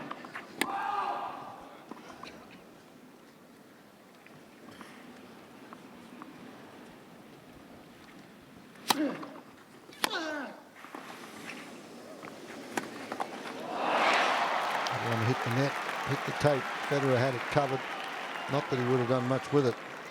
The half volley was not good enough. This one hits the tape, goes over the racket. It's a love 15.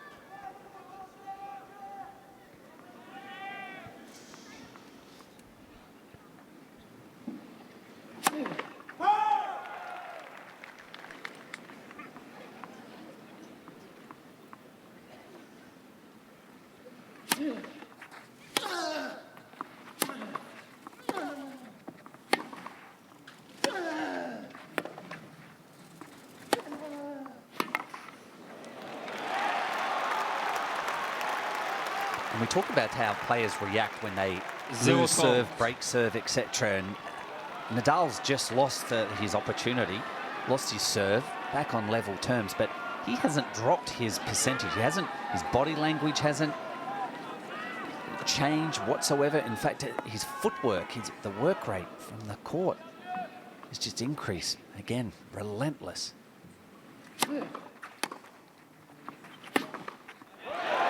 Certainly needs that first serve. Got a three-quarter court there and was able to finish the forehand. 15-30. You'd have to say over all the years, maybe only Borg can sort of match Nadal in that ability just to forget about what's just transpired, be it good or bad, and get on with the job. No disappointment there at losing 4-all, just play harder. Play harder and keep asking the question of Federer. Straight away, finds himself with 2 break points.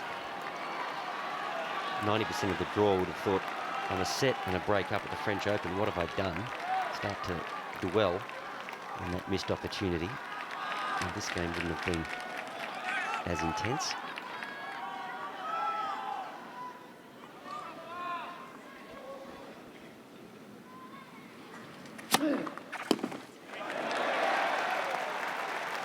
Serving's back. 30-40. It's a massive advantage, isn't it, not to have to contest a break point to get a free point. Federer has done that brilliantly all fortnight.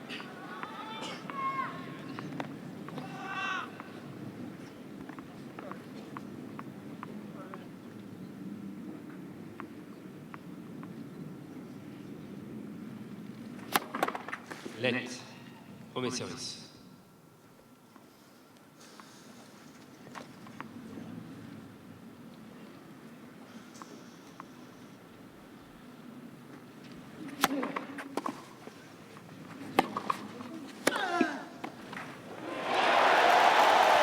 That time he was a couple of meters in closer and anticipated that forehand down the line.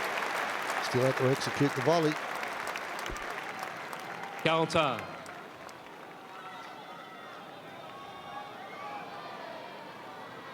Much better volleyer, isn't it?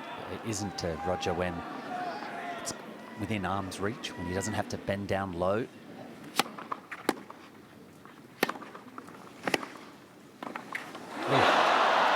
Similar position in the court, around that service Avantage, line. Nadal. But Nadal was closer to the baseline himself. It was just that little bit lower, and he felt it had to be that little bit better. He's just behind the line, but look at Rafa, he's on his way. Roger's well aware of that, so he cuts it a little too far. This catches the tape. Oh, that's so close to being a neck cord. Another few millimetres higher.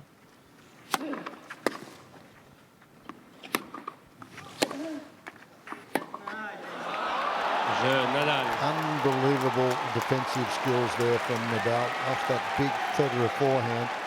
Nadal Nadal breaks and he'll serve for a 2-0 lead when we come back.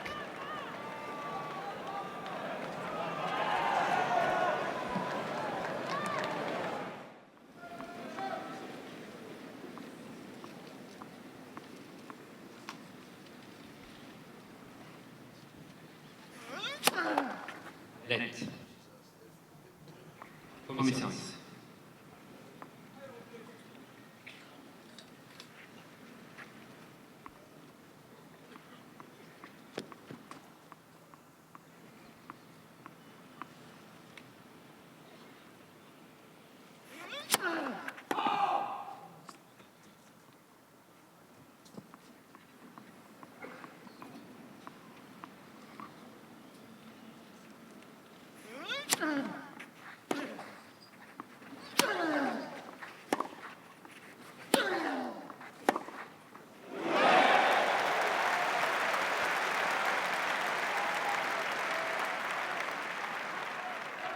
Almost throwing caution to the wind here. He's got no angle to work with. Federer, he's behind the baseline, and you can see that just clears the net, and it's just inside the line, but you think maybe that's what he has to do, roll the dice. Try to come up with a couple of those types of winners to get his nose in front, and then maybe dig in and play more percentage tennis.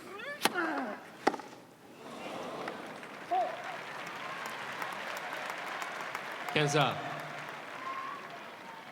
166 Ks, but sliding it across his body once again. It almost would have been, Federer would have been thinking, is that a forehand? Slides across his body into the backhand. Created that moment of indecision.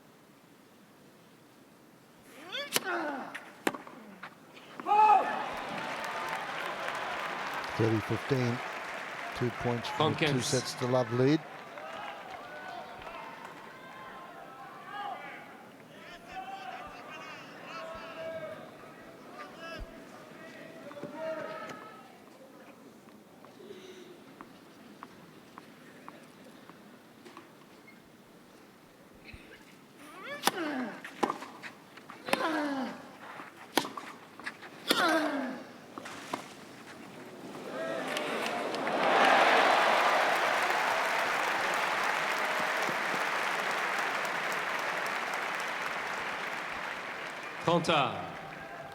If you remember the first few times that they played against each other here in the finals, that backhand slice was much more of a feature in Roger Federer's play. In fact, he would rely upon that basically throughout the rally, and very rarely would he hit the topspin. Now, it's almost 90% topspin backhand.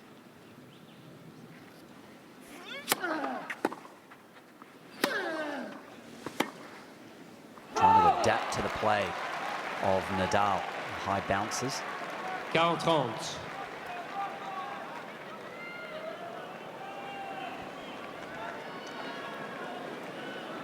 Folks putting hats on and Merci, s'il vous coats plaît. and your umbrellas going on. We mentioned there was some rain around, but this is set point.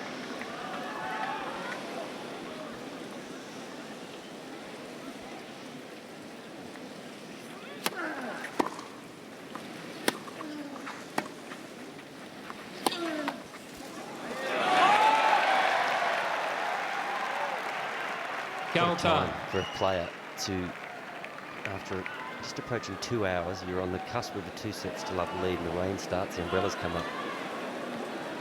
Easy to lose concentration. It's coming down reasonably heavy now. We may only have a couple of points left in this, if at all.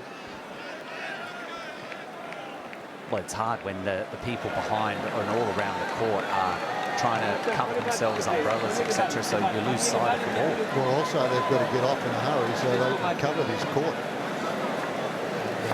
They're trying to finish this today. It's showery conditions. Showers were forecast. That's Wayne McEwen. I think So Roger. we'll go into the play suspended, so go into the waiting area. And both players are back out on court now. So we'll see whether they're going to have a hit or they're Prenez going to place go straight into rapidement. it. Fermez les portes, s'il vous plaît, messieurs, dames. They're going to go straight into it, folks. They're not taking the 3 S'il vous minutes. plaît, installez-vous rapidement. What a situation, eh? What a situation to have to face for both players, really. I mean, You had to do it in the old days. It wouldn't matter whether you're off for an hour or 10 minutes or an hour and a half or whatever. You came straight back and at Wimbledon and played straight in. if it's 2-2 or something, no dramas. Right. But here we are at 5-4 Nadal deuce. What a time. One Wimbledon final with Emerson, with Roy. We came on and off 3 times. Every time we come back, I had to serve. And we were, over there, it's very wet. Here we go, deuce.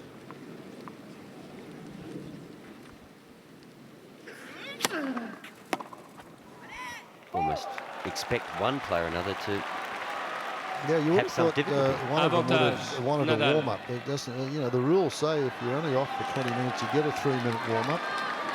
But they must have discussed it. And they want to try and get this thing over and done with. So a tough one there for Federer. Have a look at a serve at deuce. And now it's a set point, Nadal. And did that ball really prop on a slower clay court? 156 Ks with the service speed.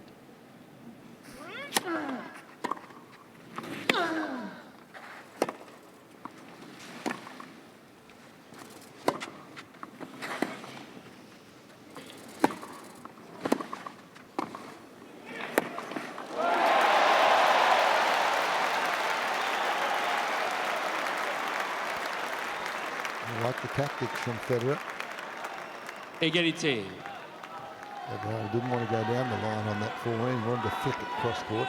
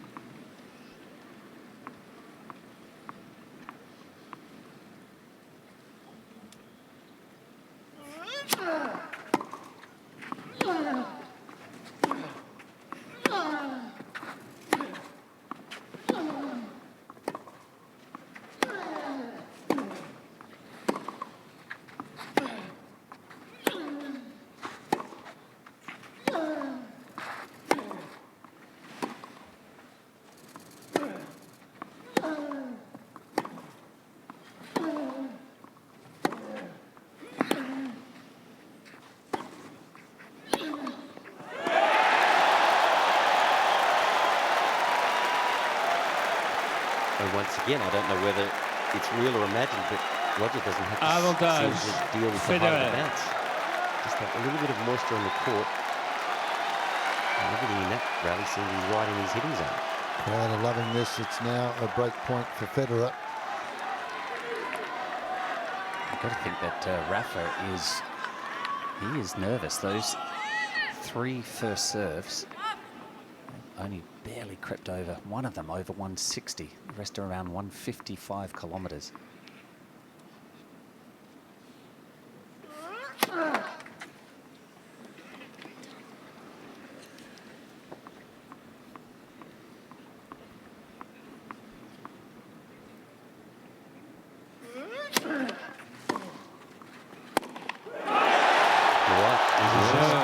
Federer.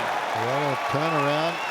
They come back. He hits the first serve in at 156. Gets a set point. 5 jeux partout. 2 sets to love. And then this last one hits right on top of the frame. And it's all at 5-all now. 3 breaks of serve here towards the end of the second set. 5-all now. 3 breaks in a row.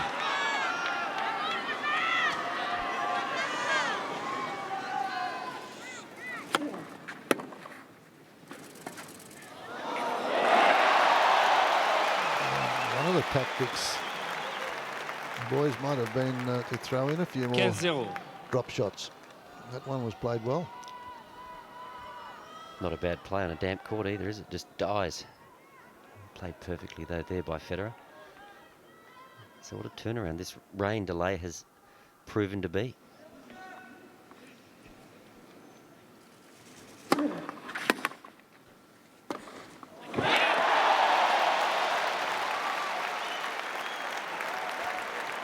many times you would have seen him let that bounce 30-0. and get into the shot. That was well played.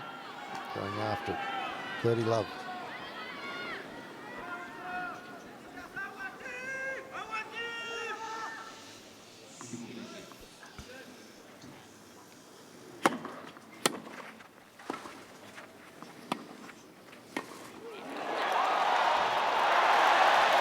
That is a great 1-2 there from Federer. That's real old school, isn't it? Just digging out a low volley, establishing a good net position. 40-0. I think he's had a chat when he's been off there with Anakan. Anakan said, well, you got there in the first set by getting into the net and throwing a couple of drop shots, keeping him back, keeping him honest, and serve and volley a little, and it's 40 love.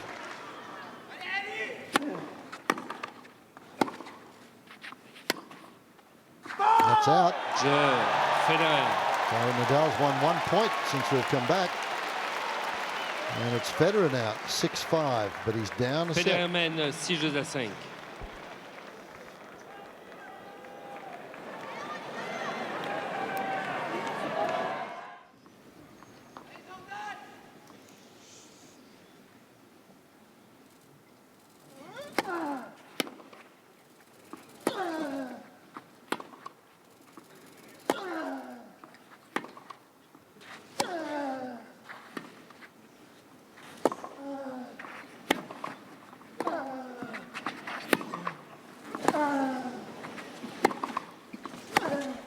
That's it. There's a come on from Federer. Took the bit between his teeth and ran forward onto that forehand. 0-15.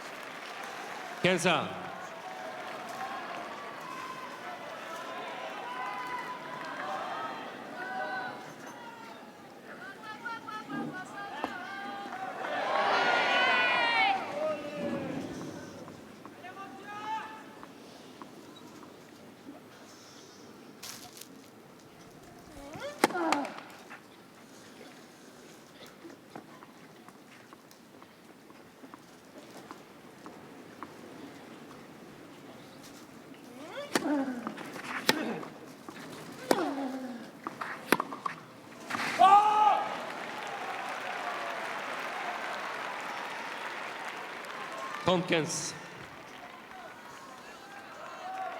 Nadal looking to take this second set into a tiebreaker.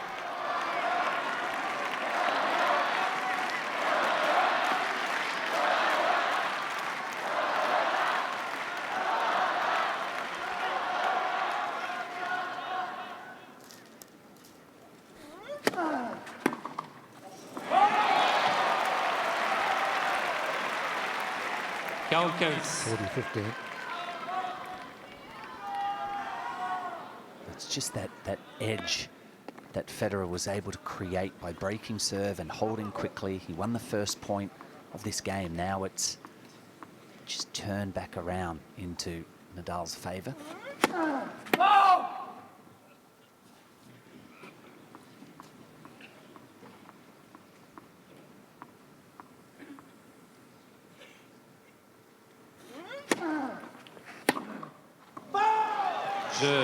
Nadal. Don't mind the idea he missed it. But Si we're jeux getting to a partout. tiebreaker here Second now. manche, jeu décisif. This year's tiebreak record in 2011. Federer's won 13, lost 4. Nadal's won 5 and lost 4. Let's not forget too that Federer in his previous round, 2 tiebreakers against Djokovic, he won them both. It was huge in terms of winning that match, and he played them perfectly. He served unbelievably well in both tiebreaks. I don't know about you, but I think this is a must-win set for him. I think if he goes down 2 sets to love, that would be a big ask.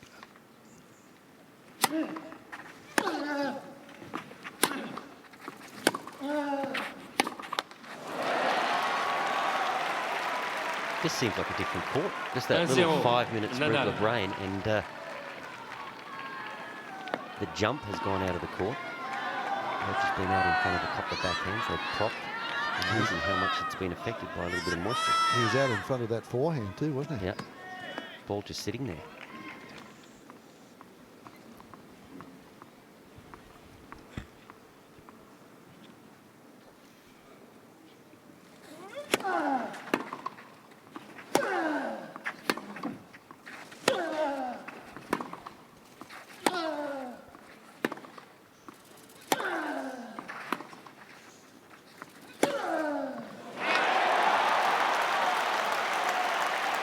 His best shot. His strike rate and his winning percentage with this shot is quite incredible. Because he sets it up. Everybody believes he's going back into the backhand. Yeah, it's the deception that I'm sitting here thinking of hitting that being a left-hander myself, and it is about, you know, just setting it up and creating a diversion. He is so exceptional with the off forehand.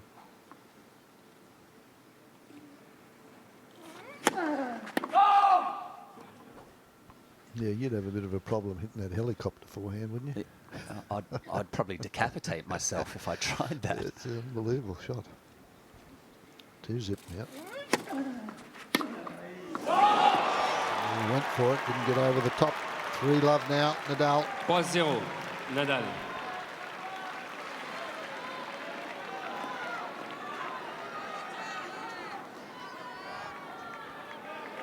So this is where Federer needs to be able to stand firm and have a clear idea of how he wants to play these 2 points. They're on his serve.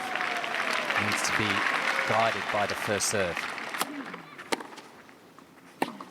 And all of a sudden the execution just goes out of his game. He's had 2 second serves where he stepped around, looked for forehands, missed. That's exactly the point that he wanted. Catches the tape. But the idea and the tactics are right, just the execution not there. Now.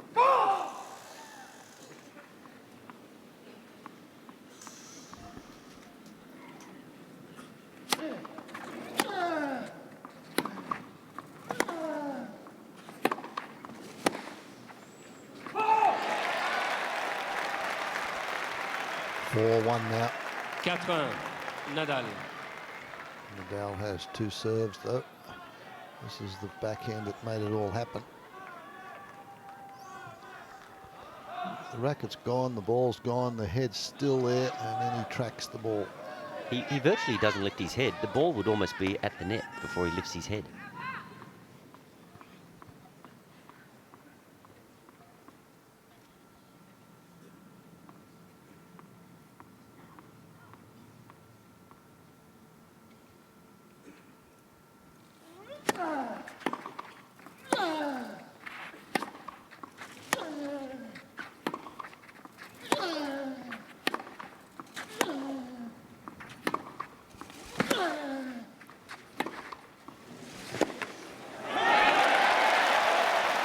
Big hitting by Federer. 4-2. Willing to put it on the line there in that point. It seems that he's a little better when he's down than when he's up, Roger Federer, in this match. The hitting returns, and you mentioned before it's very hard to hit through Nadal, and he kind of went around him there, didn't he? He found that part of the court where the service line meets the sideline, and that's hard to defend against because you are dragged wide of the alley, so you feel like you've got to pull the trigger. When Federer tries to go through the court, Nadal's still pretty much in the centre of the court, so he doesn't feel as pressed to go for something. He just works it back and starts the point again. Well, the first part of the job here is to at least win one of Nadal's serve, which he's clinched. So it's just working incrementally now in this tie-break. Be a bonus if he could pick up an extra point right here.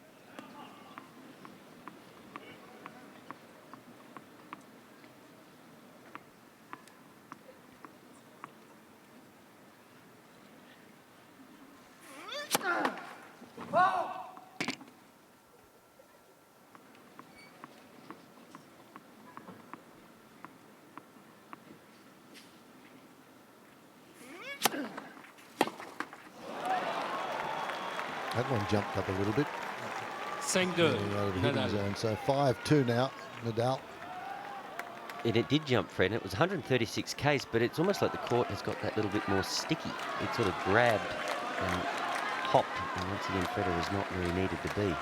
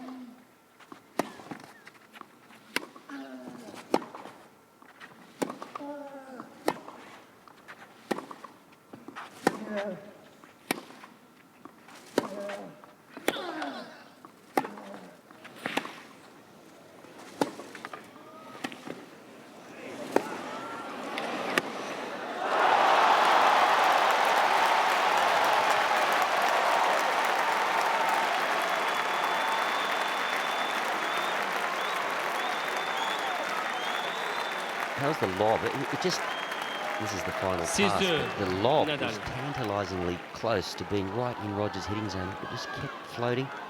Couldn't get a piece on the smash. He hit two unbelievable forehands to get into the net, didn't he? And Nadal just keeps pegging him back. There's Uncle Tony. I think he's happy. He's fired up, isn't he? Oh boy, he knew that point, how big it was. Set points now for 2 sets to love lead.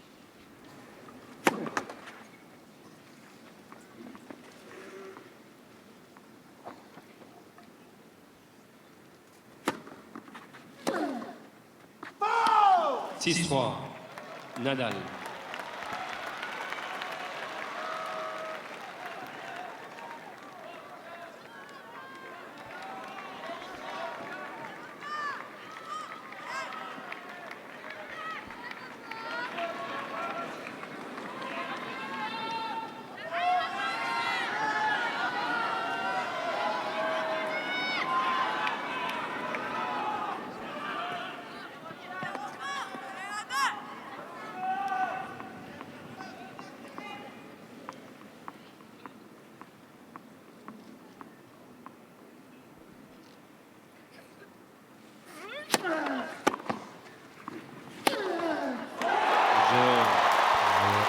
Second manche, Nadal. It was the first serve that set it up for him.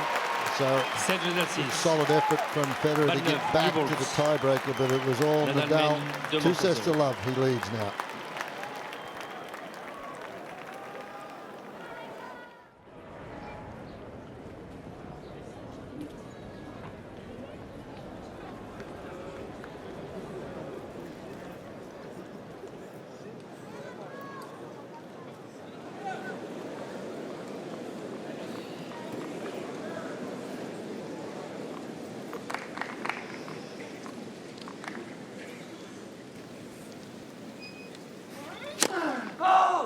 Set starting off, and 6 times in Federer's career he's come back from 2 sets to love down.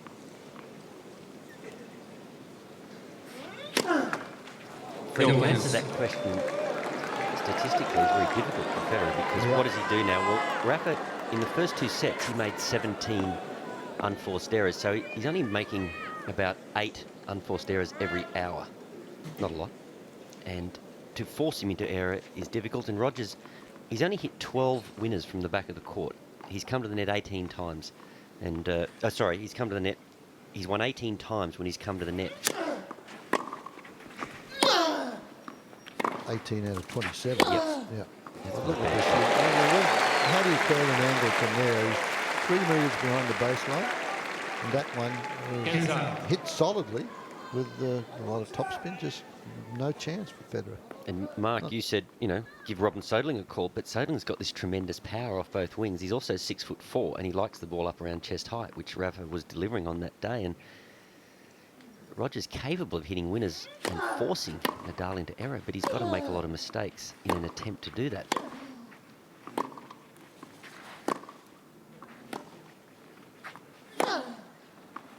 And that's where we're discussing about the value of a two-hander versus a one-hander. Soderling, you know, both sides can launch into hitting numerous winners. The winners from Roger Federer's end are basically from that forehand, only on the one wing. So, and Rafa's like a boa constrictor. He won't do anything differently now that he's up 2 sets to love. He'll just get on with the job. He won't do anything. He might just play a little bit with a little bit more arm speed because he's a bit more relaxed. Just keep punching in the midsection until he hits you. Till your hands drop. Yeah, until he knocks you out. The chin, yeah.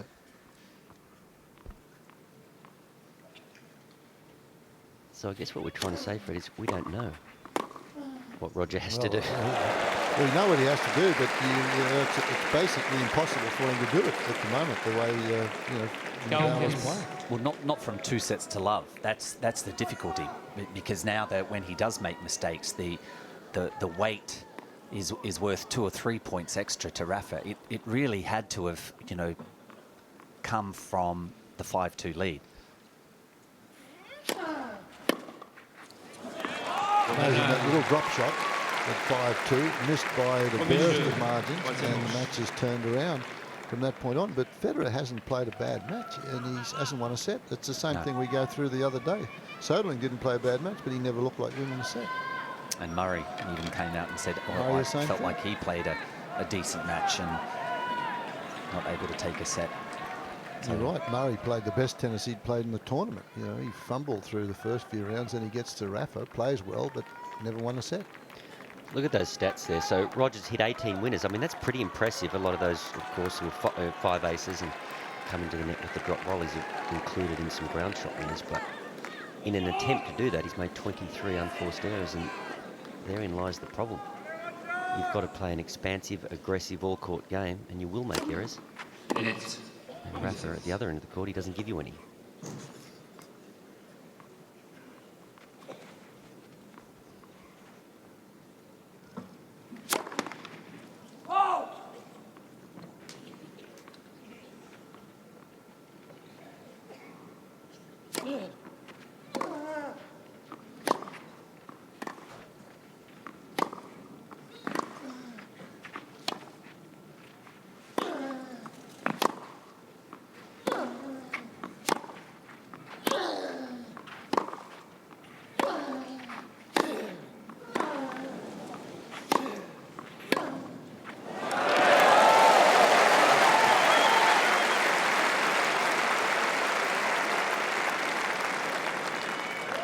And I think on the second last forehand, it was probably one of the firmest forehands that Federer's had to hit all tournament. You could hear the effort upon contact, and it still came back to him. Where do you go when you hit your best forehand and it still comes back?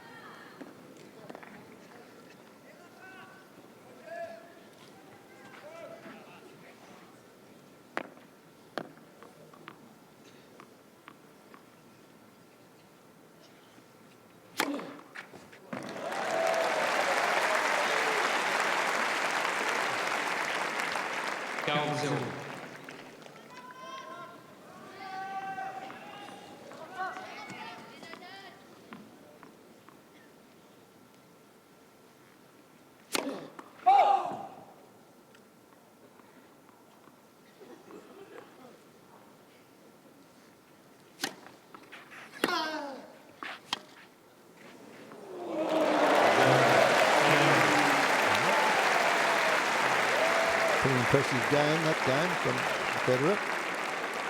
Un jeu partout. 1-1.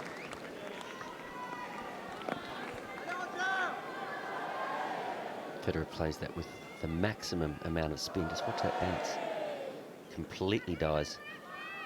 And Fred, to distill that question, what does Roger have to do now? Maybe just serve as well as he can serve, get those 1 or 2 free points every game, and maybe just one game of inspiration on return. A couple of flashy shots, a bit of brilliance. That's about the only answer you can come up with. He's got to serve and get cheap points on serve. That's good.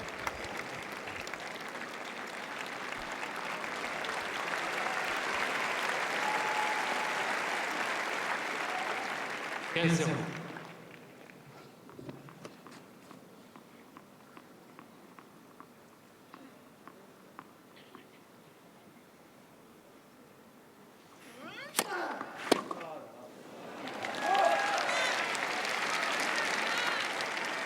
Onze-zéro.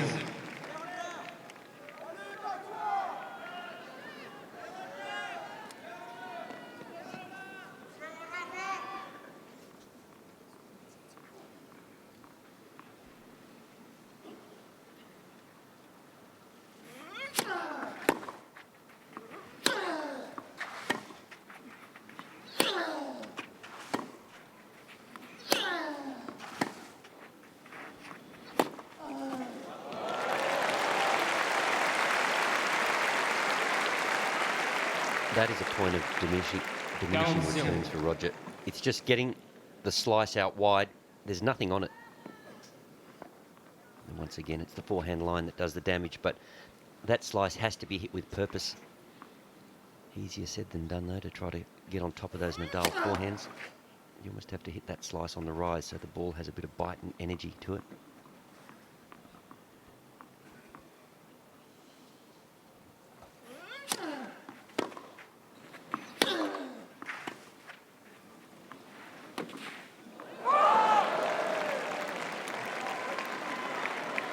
Quinze.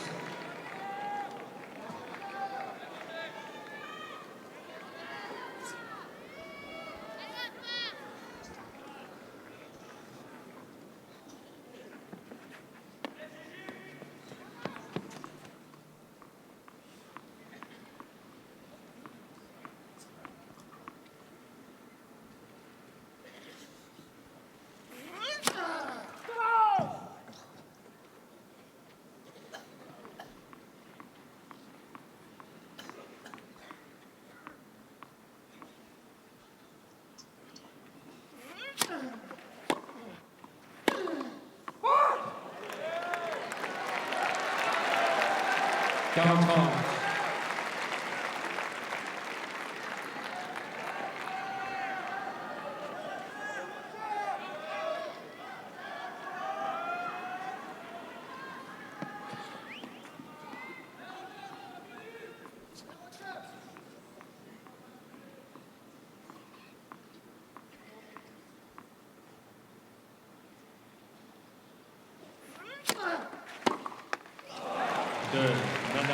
Body serve there from Nadal. 2 games to 1.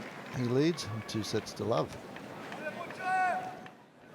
When I watch Rafa play Roger on clay, for me it's not as good a spectacle as when they play on other surfaces, because Rafa just senses that he's just got to turn it into an arm wrestle. I mean, he's barely served over 170. He's not playing very flamboyantly at all. You consider those Wimbledon finals, the way where Rafa returned and how he was serving, he was coming to the net. You consider that Australian Open final. When he's on other surfaces, he knows he's got to do more, and he plays much more flamboyantly. Here, he just turns it into some sort of grueling, grinding slog. And he doesn't care if it takes 5 or 6 hours.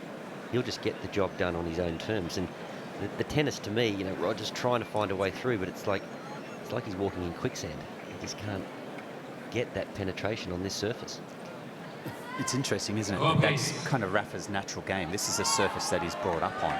But he's been forced to change his game somewhat on those other surfaces thanks to playing Roger Federer and being on the losing end. If you think back to the Wimbledon finals that he had lost consecutive years, and it dawned on him that if he was ever going to beat Roger, he had to, you know, make some subtle alterations, and it hasn't happened to Roger on the clay courts. Roger's still, you know, playing a more or less a hard court game, a faster court game. Didn't take Nadal long to learn, though, did it? He was a very quick learner at Wimbledon. Here he went out down to Robbie Kendrick in first round 5-setter, and then changed his court position, his return serve position, changed his serve.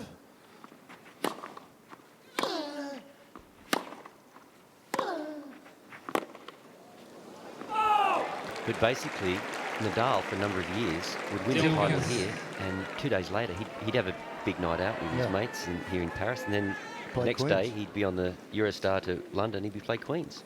Well, that afternoon. Yep. Yeah, unbelievable. The time that I had spent with Djokovic here at this particular tournament and leading into the grass from a few years ago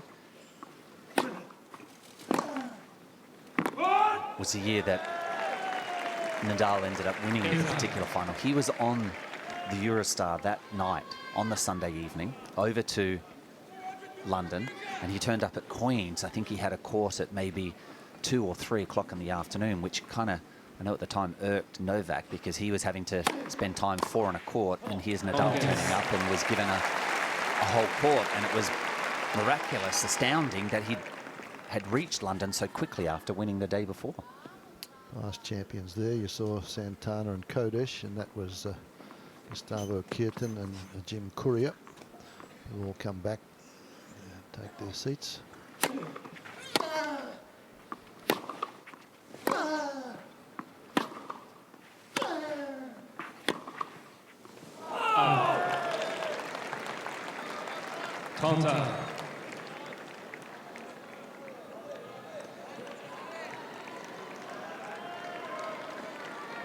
But I think we really see who Rafa is. I mean, we talk about that Wimbledon final, the Australian Open final, US Open, but we really see his true personality on this surface, and that is to just squeeze the life out of everybody. He's not a flamboyant character. He doesn't like to play that way. He's been forced to play that way, but on the clay, he reverts to type.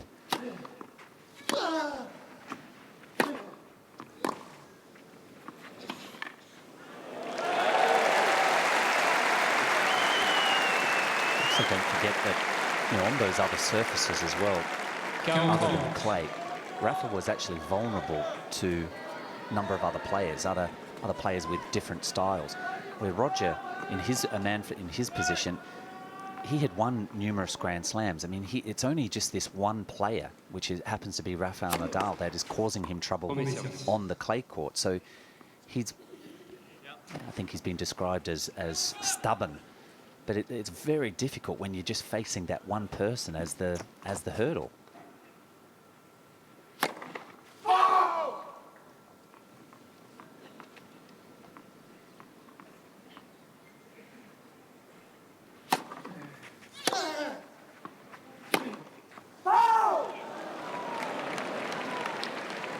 Counter.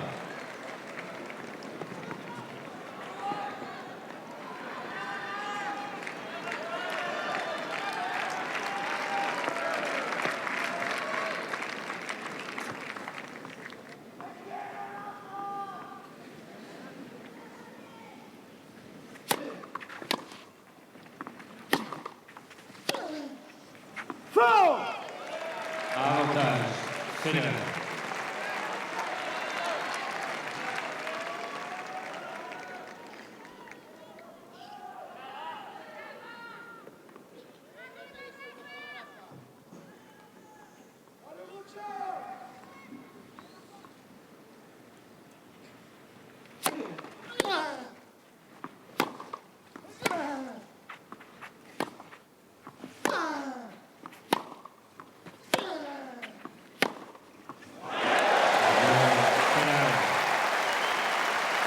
Climbed on top of that one. Federer, 2-all now.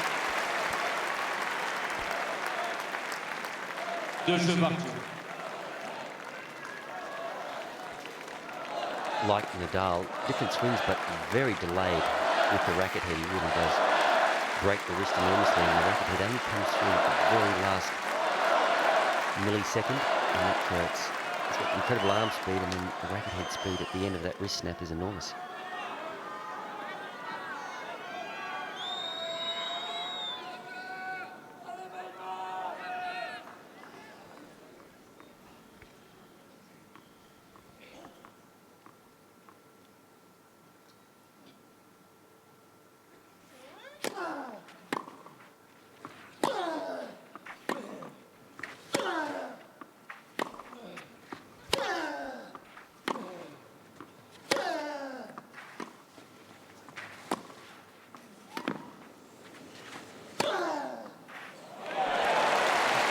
Just alluding to your point, Woody, the fact that he can pretty much handle everybody else on clay, Roger Federer. This is his 5th final here, and there's only been 2 other players that have played any more, and it's this fella, Nadal, and Borg. So you've got to put him up there. He's performed pretty darn well on the clay, hasn't he, over the years? Boy.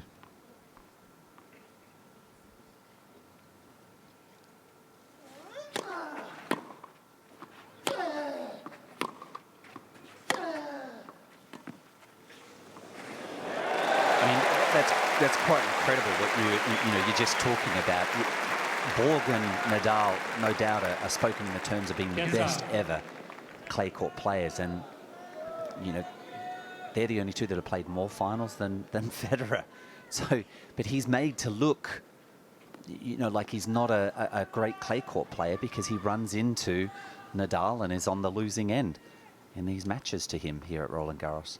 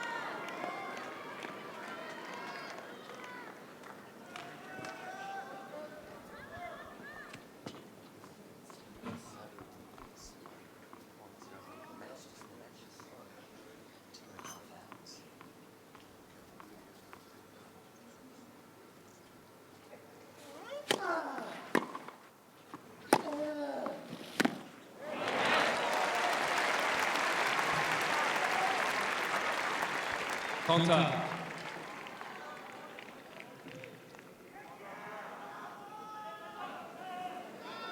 When you talk about Rafa on clay, he's so good at playing the match at his pace, his tempo, long time between points.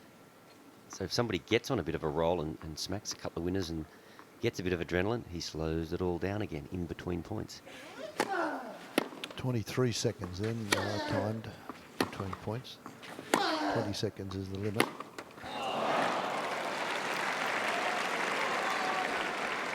So even if Rafa serves an ace or a double fault, it takes 20 to 25 seconds to get the ball back into play. Just plays the match on his terms.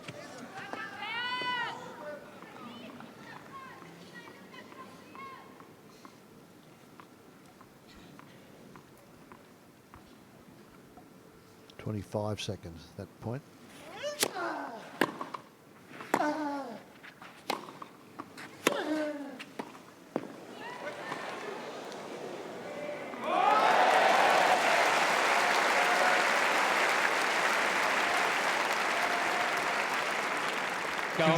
Continues to have success coming forward. We've seen a couple of really nicely played drop shots already in this third.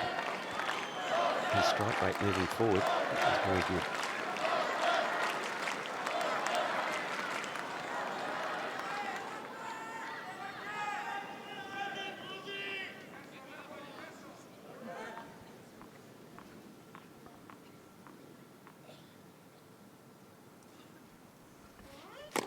Seconds then, so he's taking a lot of time.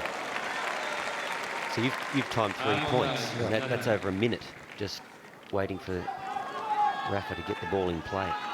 And we haven't had any long rallies in this game.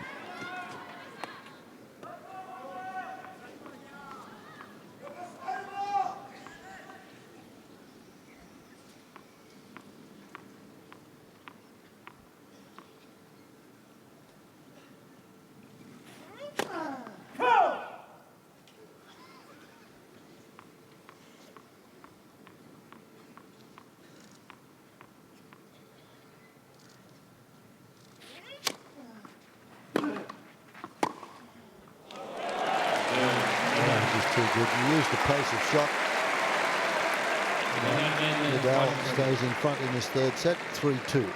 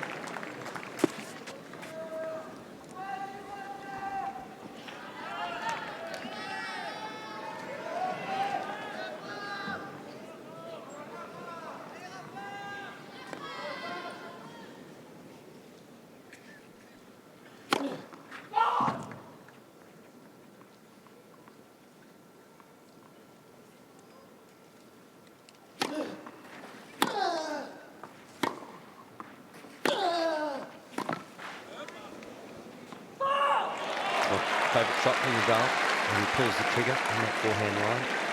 It's a devastating shot.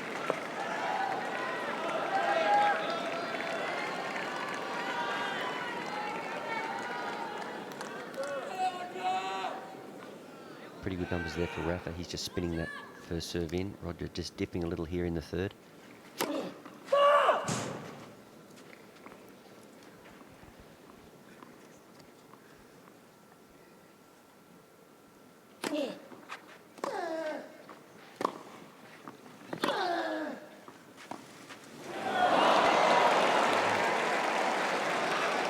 That opens the door. Fairway. Love 40, 2-4, 2-3, love 40. And I think that's what you just said, Fred. I think that's why he misses the scoreline. He's down 2 sets to love. He's down 3-2. He's down love 30. Just wears in the psyche.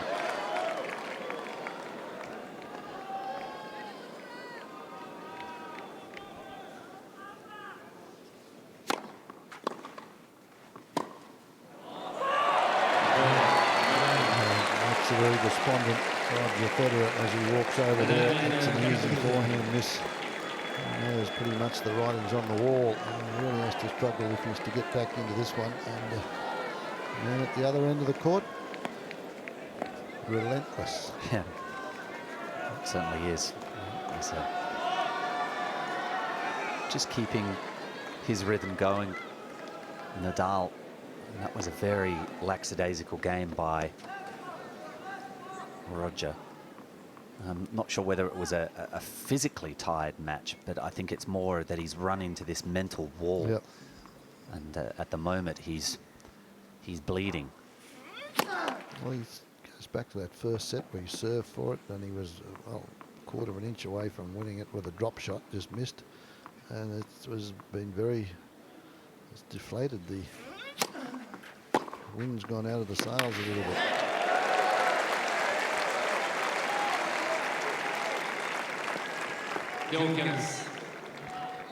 One thing that Rafa has not done exceptionally well this tournament is smoke opponents, get a lead and just bury them. He's been guilty of playing a little cautiously when he's been in front.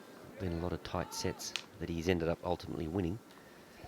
So let's see which Rafa shows up here at 4-2 up. Does he play bigger and bolder? Or tighten up a fraction?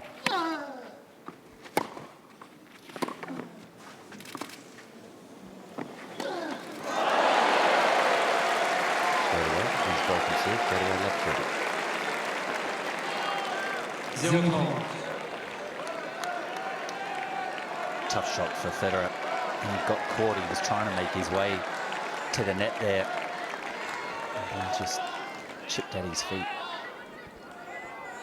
Easy one for Nadal though, and easy missed that forehand. So he's in a bit of a hole now. Love 30.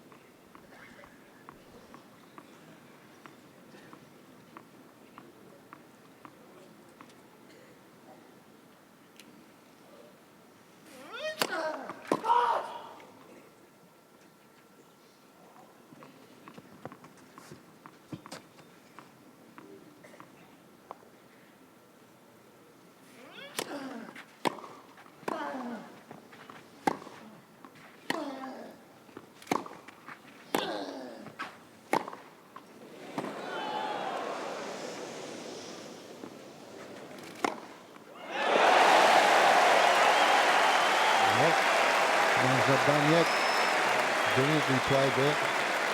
Have a look at that point in replay. It's 138 kilometres an hour on the second serve. Snail pace in the men's game. 3 balls up the centre of the court. And this is what Rafa has done throughout the tournament. He's played carefully, even when he's had extravagant leads.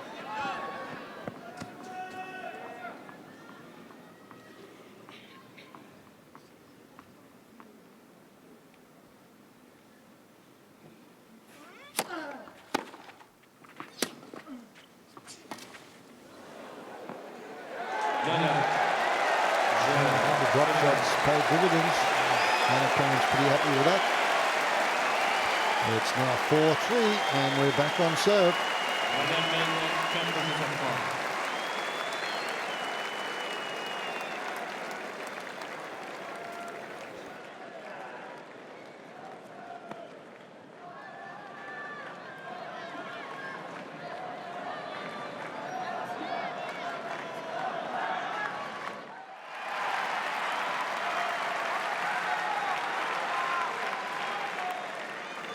Strange game right there, though. You've just broken.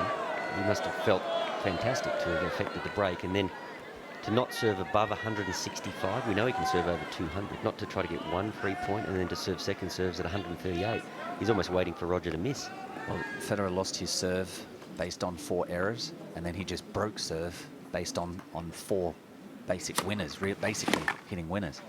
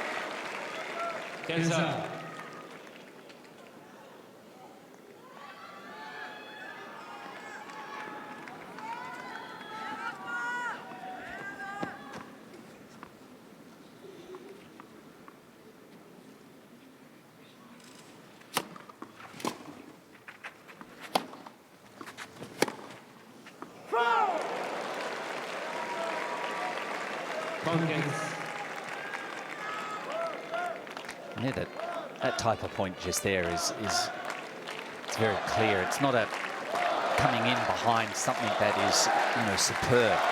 He's taking a chance, trying to place the approach and get position in order to get a volley or a error from Nadal, which he did receive.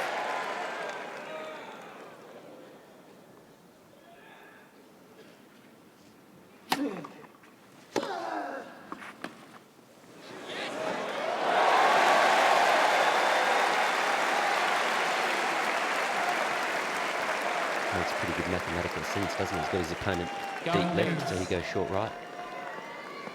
Played to perfection.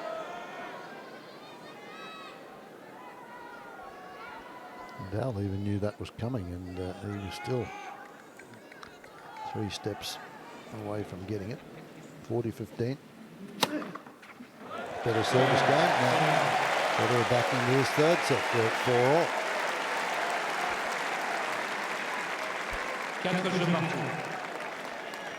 That was the strangest game by Rafa, that previous service game for his. I'm still mulling that over, how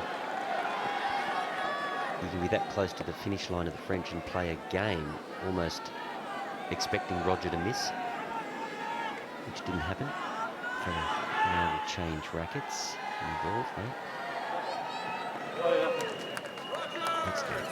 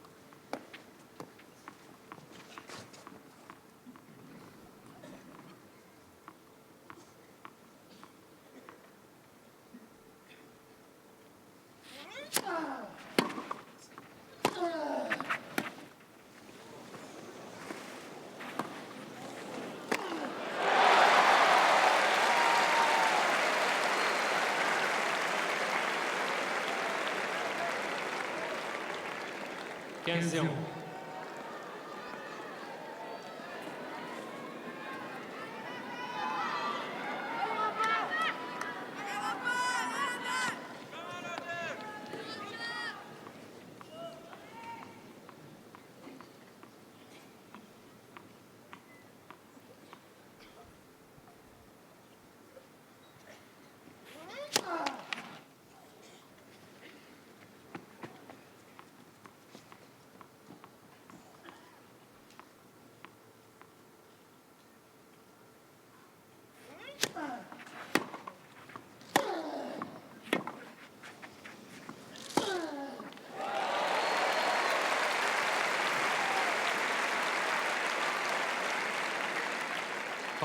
Zéro.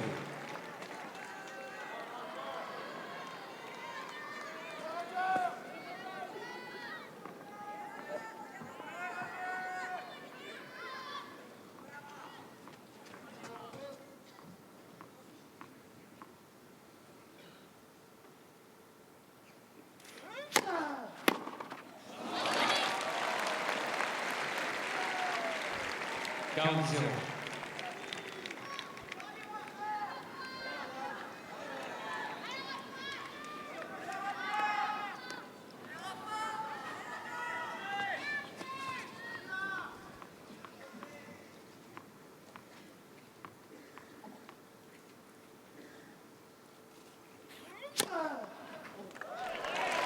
Bringing the play off the line, that one. That serve.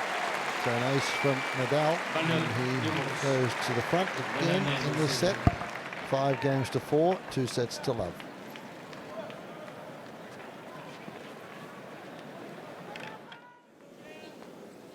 Federer with new balls. Serving to stay in the match.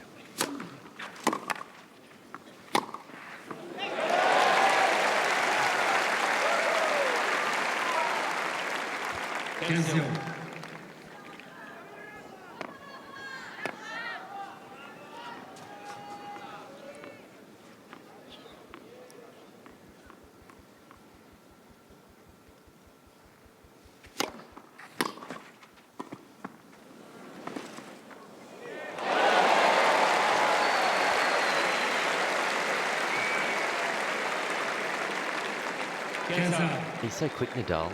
He's very deep in the court here. He's stumbling. He's off. And he makes sure he gets there with 2 hands. And that's a great effort.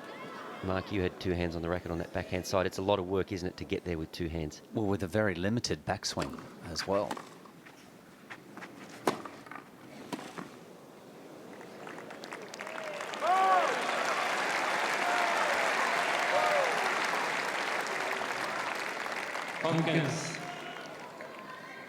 And with the new balls, a lot more lively for at least 2-3 games. Seen that throughout the tournament. The players can maybe just up their commitment to being more aggressive.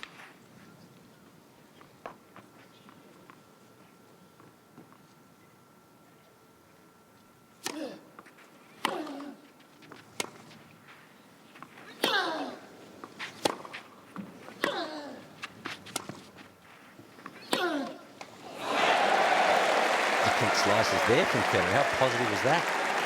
Put the ball on the rise and just knifed it inches from the line. Clean the line. That's not the type of slice that we've seen him play. We've seen him play the short one, use the drop shot. That was very positive in a rallying sense. 40-15.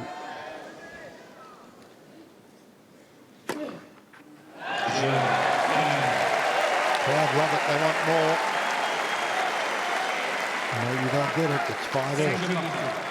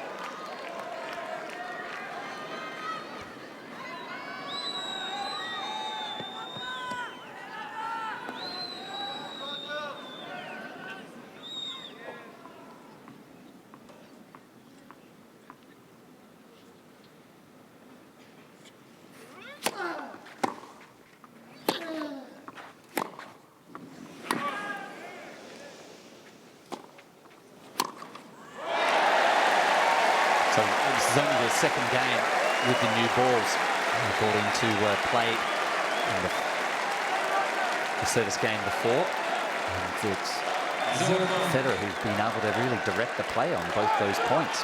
I've got to believe he's tight though, Mark. I mean, once again, that serves 168. And the forehand, whilst he was in a bit of trouble, I mean, it nearly hit the ground before it hit the net. So it's what he was doing at the start of the match, just coming so sharply up the back of the ball, there's no penetration.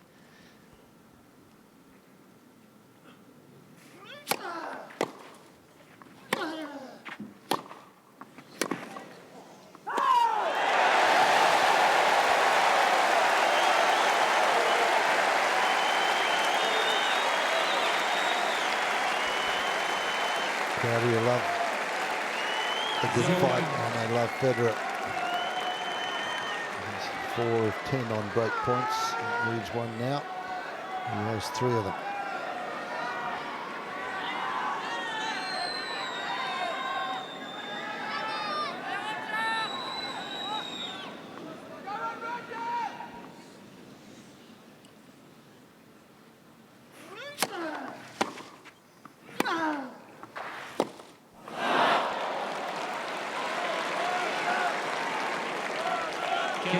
There's that discipline from Rafa, though. He doesn't change anything. He doesn't try to get a big cheap point. Just 171 on the first serve, sliding it in. Sticks to his guns.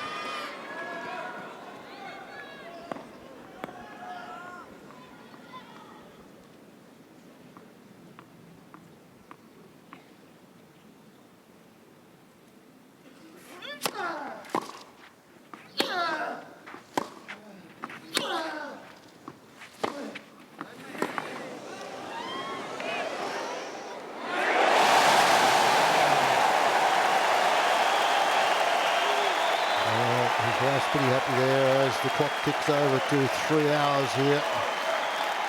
It is Federer who breaks serve, and now he will serve for the third set. He served for the first set, couldn't handle it. Here's another opportunity.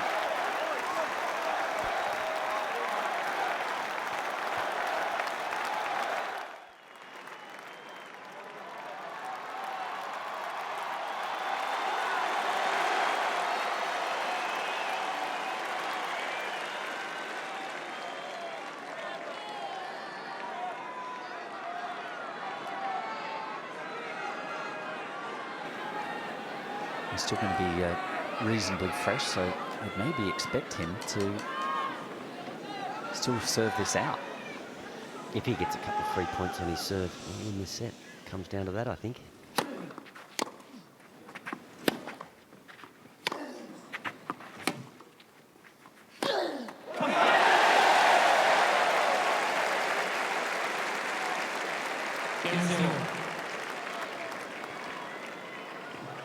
And that's what makes me think there's just that little bit of tension in his arm, in Rafa's arm. At the start of the match, we saw him miss 3 or 4 forehands, covering them into the net. And as this set has come to a close, we've seen that again on 2 passing shots.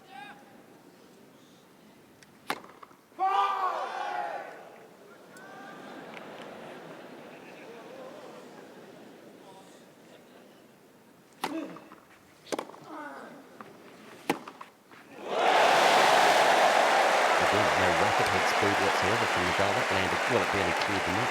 Very short, wasn't it? And Federer opened the shoulders. But he loved the Federer fans are on their feet after every winning point.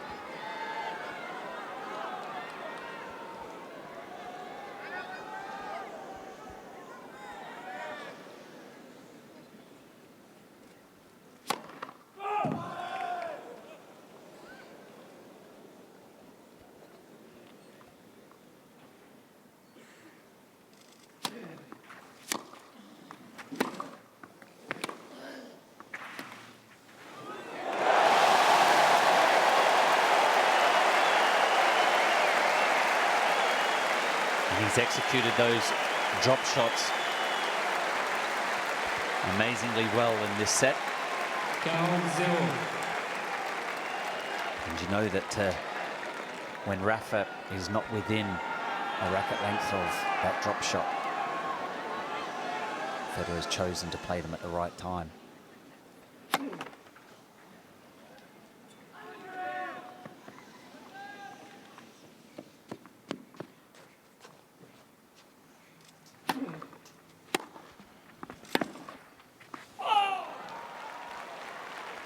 Talk about those drop shots. He's played 6 45. in this set. Won them all. Won them all, yeah. And he's been to the net 8 times. He's won 7 of them. Still a set point here.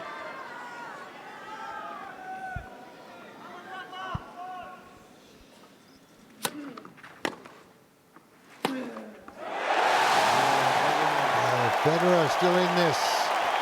20 minutes ago, you would not have thought that possible. Down 4-2. And he's battled back. Just the champions. 2 sets to 1 now. Nadal leads.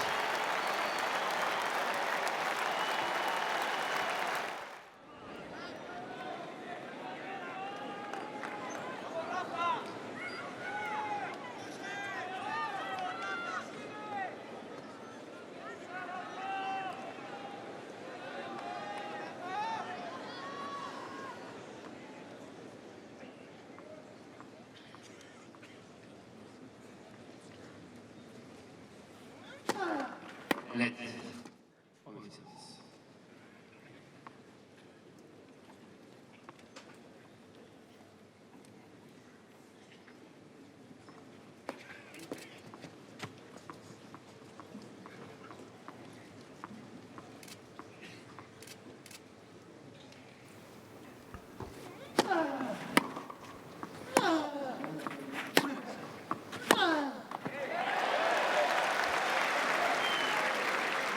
0-15.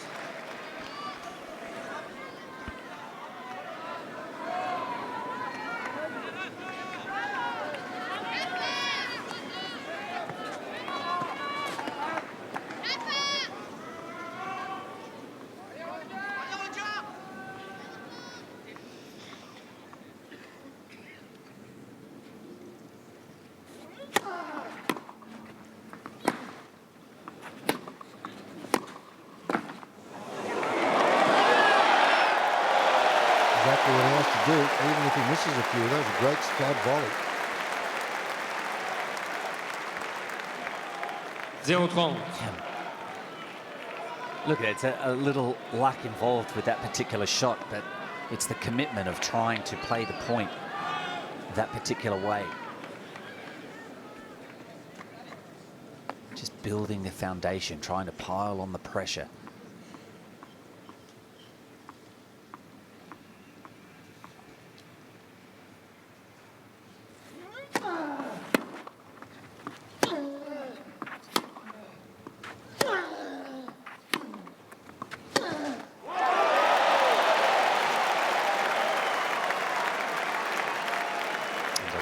Look up to the coach's box by Rafa towards Uncle Tony. Point 1, very even.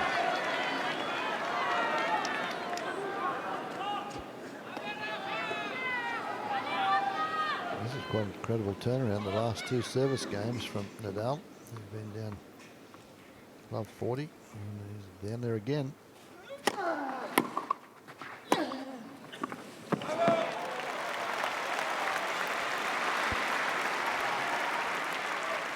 Quinze 40.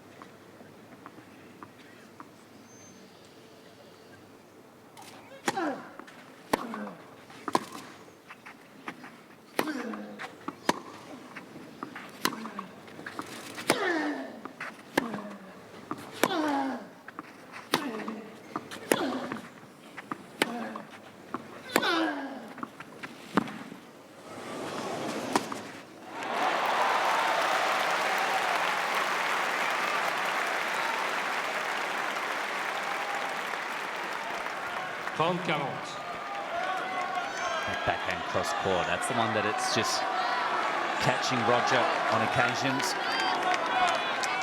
Floats down the middle of the court, allowing Rafa to get in for that off forehand. Still another break point for Federer. At love 40, this will be a huge disappointment if he can't convert one of these three.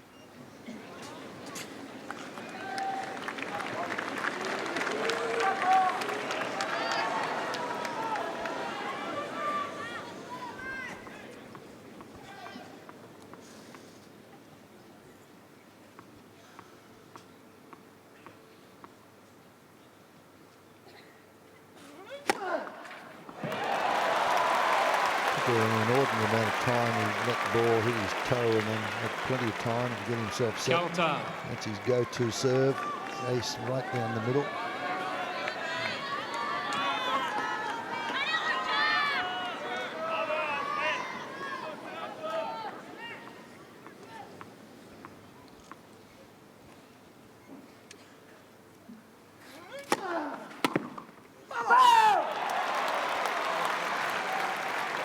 Avantage, Nadal. I mean, the floodgates could have just opened big time in the favour of Federer if he was able to have broken. The game's not over yet.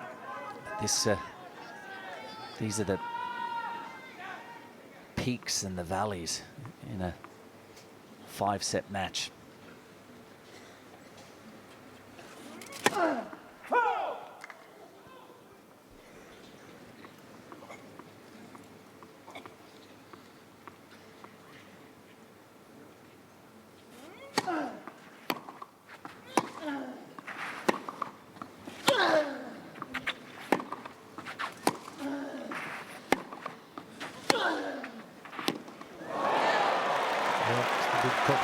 Forehand again. So Nadal gets out of trouble there. A huge comeback from love 40 down to claw his way back to lead 1-love in the 4th set. That could be a huge turnaround. And the stats from the 3rd set there, serving by Roger, still not up to the level of Rafael Nadal. You can see the winners, and he was able to contain the unforced errors in the 3rd set. Roger Federer only 7, 18 winners. The stats were pretty clean for Rafa, really, weren't they? High first serve percentage, but 71%, but it was all safe, and it wasn't hit with the ferocity that we know he can generate, particularly off the ground. And if you were Uncle Tony right now, you'd say, Rafa, look, use the court. It's a big court, use it. Don't just play the little patches of the court. Try to create some depth with the forehand. It's almost like he loses arm speed. Maybe he's thinking deep down about those 6 titles to equal Borg's record. Maybe there's a weight of expectation on his shoulders. I don't know, but Federer is such a dangerous player. If you give him time, he will execute.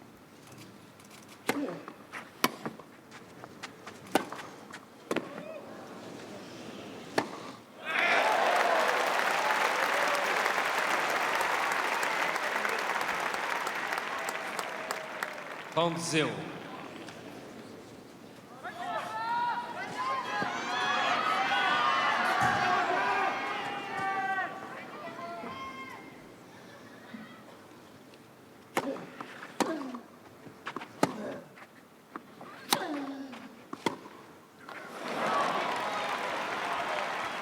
If he hits with that sort of depth, with the amount of spin that he generates, it's almost unplayable. Towards the latter stages of that 3rd set, the forehand was dropping increasingly shorter, quite often landing just inside the service box.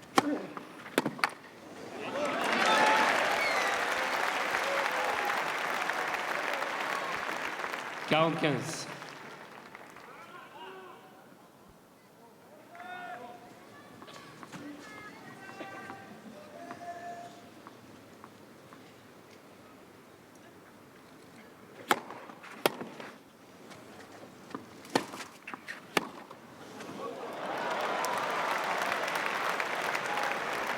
Out.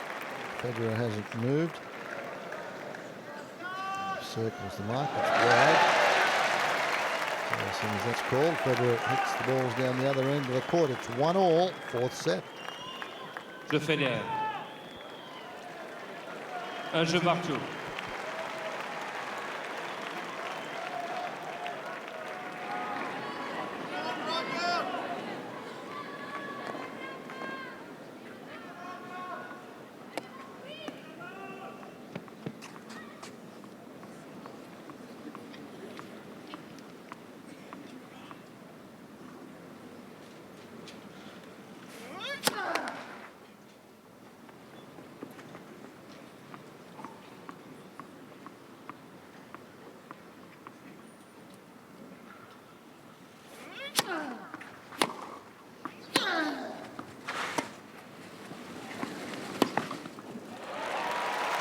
That one not quite deep enough. 15-0. I think Roger may have even been attempting a drop shot there. Tough place to play it from, above your shoulder, deep in the court. But once again, that's what he's done a pretty good job of today. He's abbreviated the points.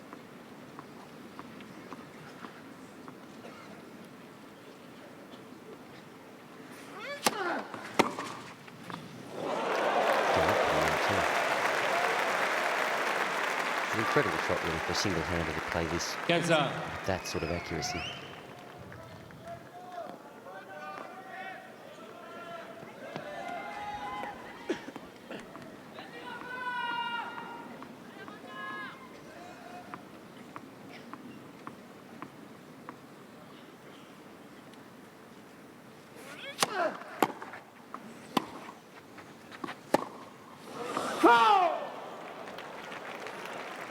Tompkins.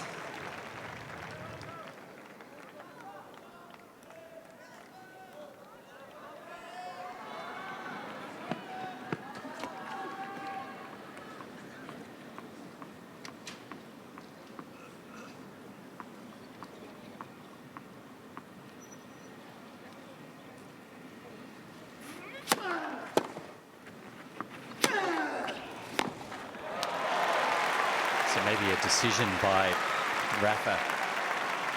45. Try and open up the shoulders. Certainly the serve pace has increased. Remember, down love 40 in the previous game. He actually hit one of the aces at 30-40. Well, that was 194. So showing us what he can generate on the first serve. And that is 190 odd. So two big first serves, two forehand winners. And now he goes ahead in Nadal this mène set 2-1. 2-1. Maybe you got the message.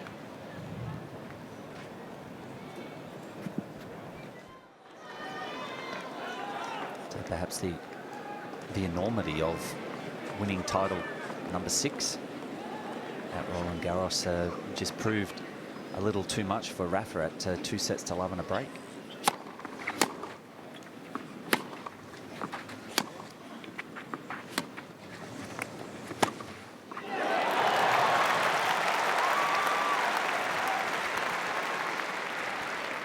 Pretty good commitment. This is a tough shot. This is heading with every revolution, getting further and further away. Just look how far past the ball he finishes.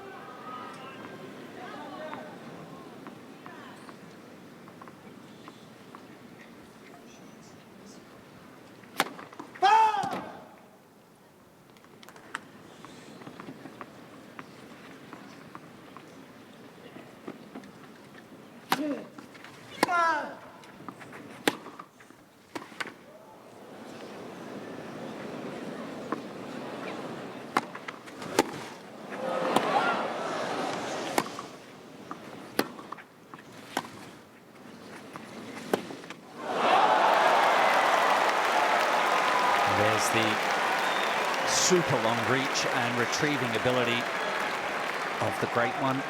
0-30. Federer never looked like losing that point until that lob went way up into the sky and the point becomes extended.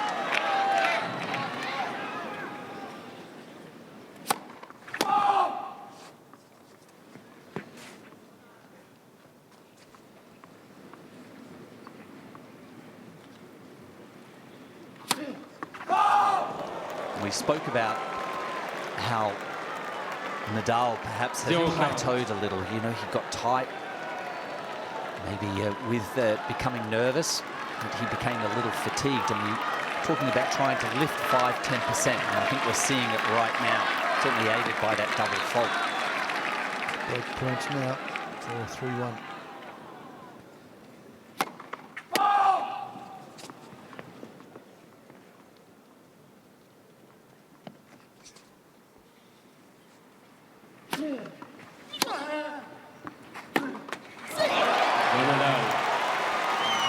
Another error from the Federer forehand. He's disappointed with that, and he's down 3-1.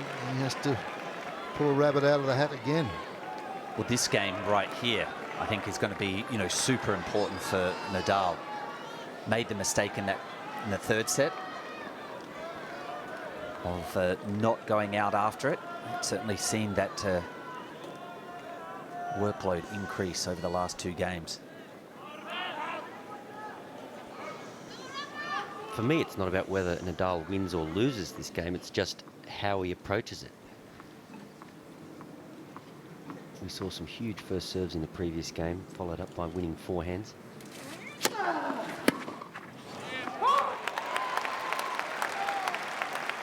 think he has to accept that Roger Federer is too great a player to just gift him the match. Federer's played too well this fortnight for that to happen. Rafa's going to have to go out and win it.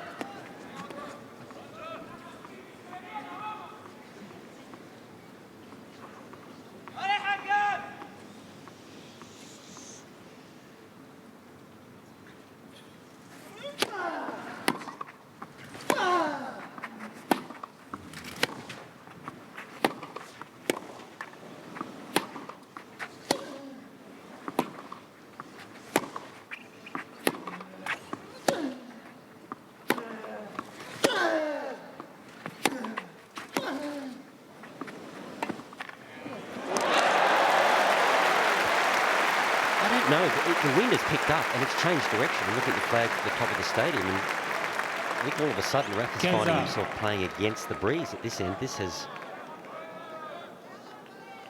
finding it hard really to put Roger on the back foot. Nice little disguise here from Federer. Wasn't it good? Yeah. Deep into the corner. So 15 all.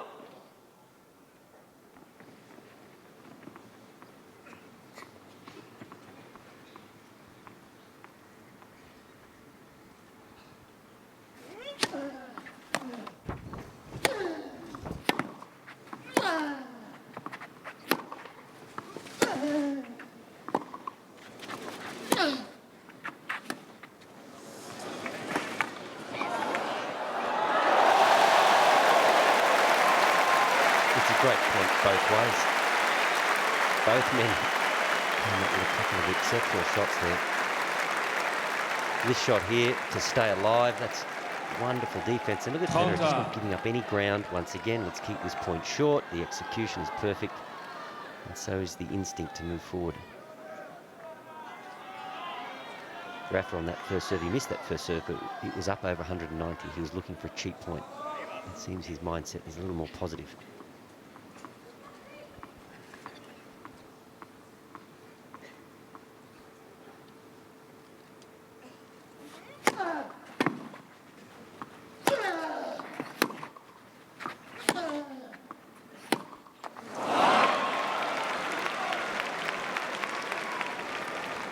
Looked like he de-accelerated through that backhand. Federer, maybe the ball swung back into his body slightly, just pulled off.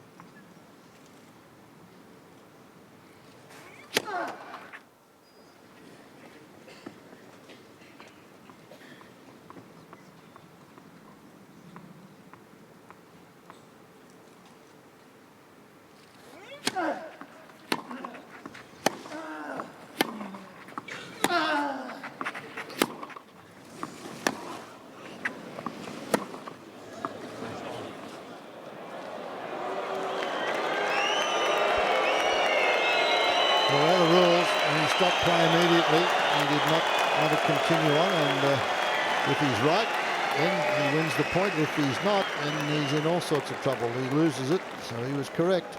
Jeu de Nadal. Nadal now Nadal 4-1. mène 4 jeux à 1.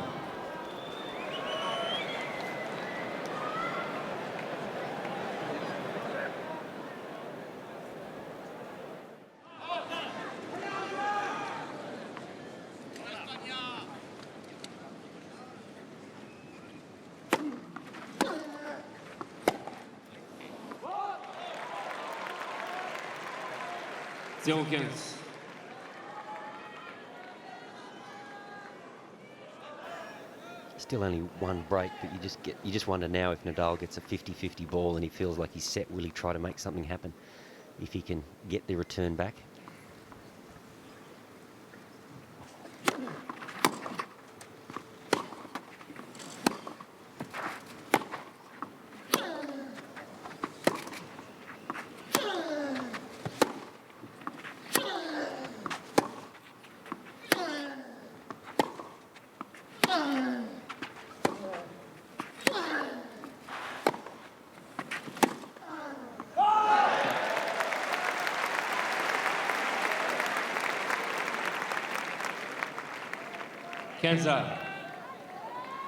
Whilst it's still, well, the finishing line for Nadal is still a ways to go. Now at least he knows if it was nerves in that third set that created his play to become very defensive. Now he's experienced it. He knows what he has to deal with.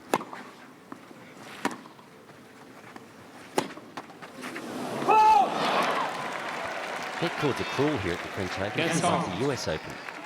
Very taut, and when the ball clips the tape, it travels great distances. That was not hit that hard by Federer, but skipped off the net and was well long.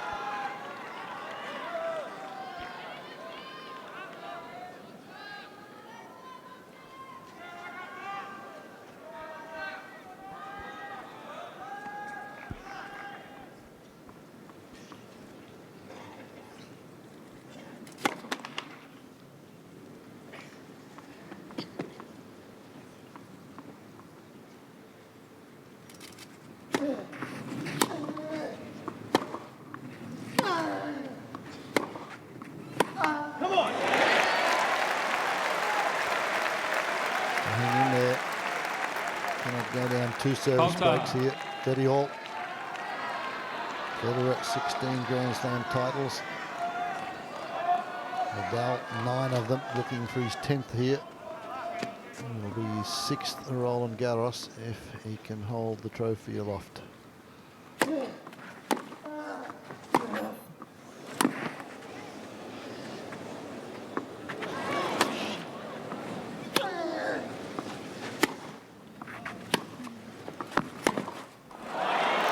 Incredible.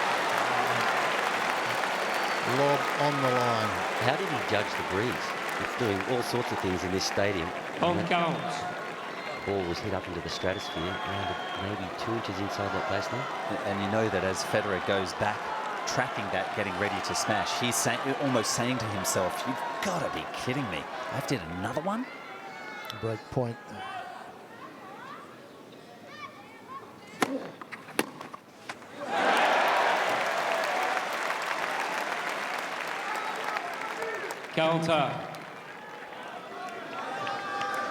Have noticed that Roger's getting into position on some of these bigger points. He's getting into position to serve very quickly. He's almost challenging Nadal to be a little quicker when he's returning. Out.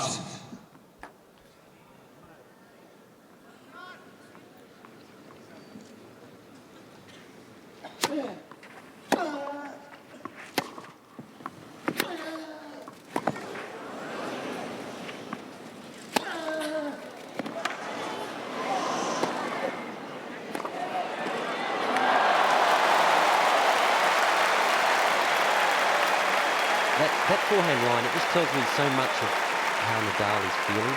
When he plays that ball there, Avantage, Nadal.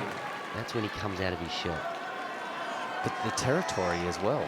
To make that another forehand. Yeah, that he covers. You imagine that serve was out wide. He then had to sprint to the width of the court and then to the other side once more. Break point.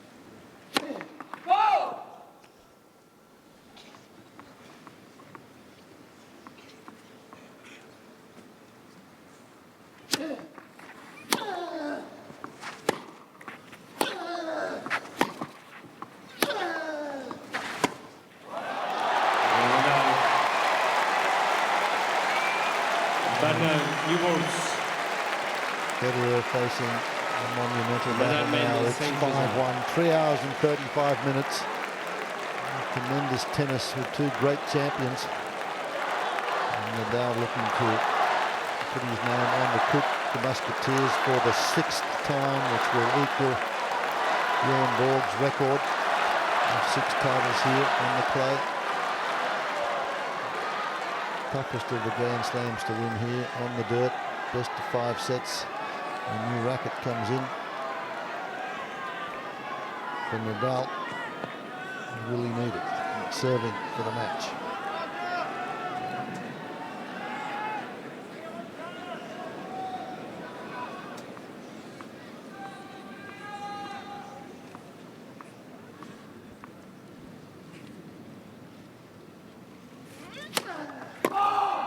The sun has appeared, as you can see by the shadows on the court now. I lost it for a few hours.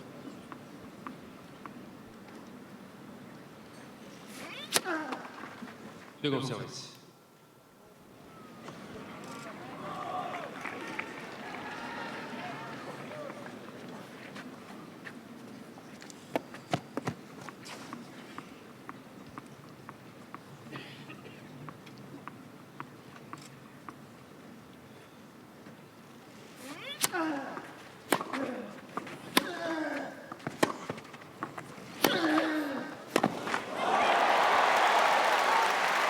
That's when you know he's breathing a little easier and he feels like he's got it won.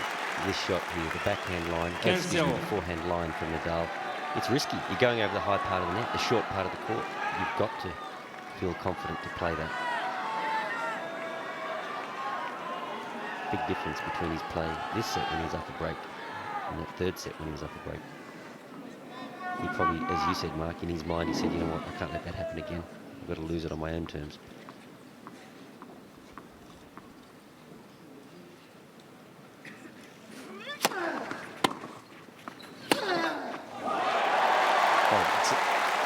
Different. The difference, I should say, is that he created that healthy lead. So, you know, generally in matches, when you go through those tight moments in big matches, they're costly. And then you have to think about it, you know, until you get into that situation again. Usually it comes in another match. So he's fortunate that he only lost the third set for it, and he's given himself another chance to finish this match. 30 love.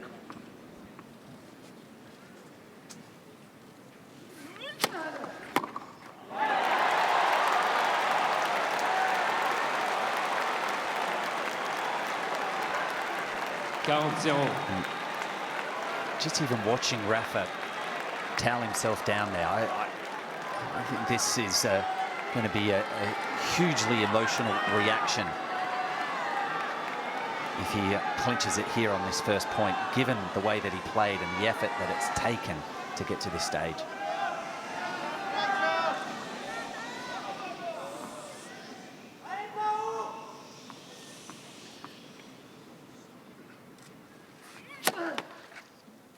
Premier service. 3 match points and a let.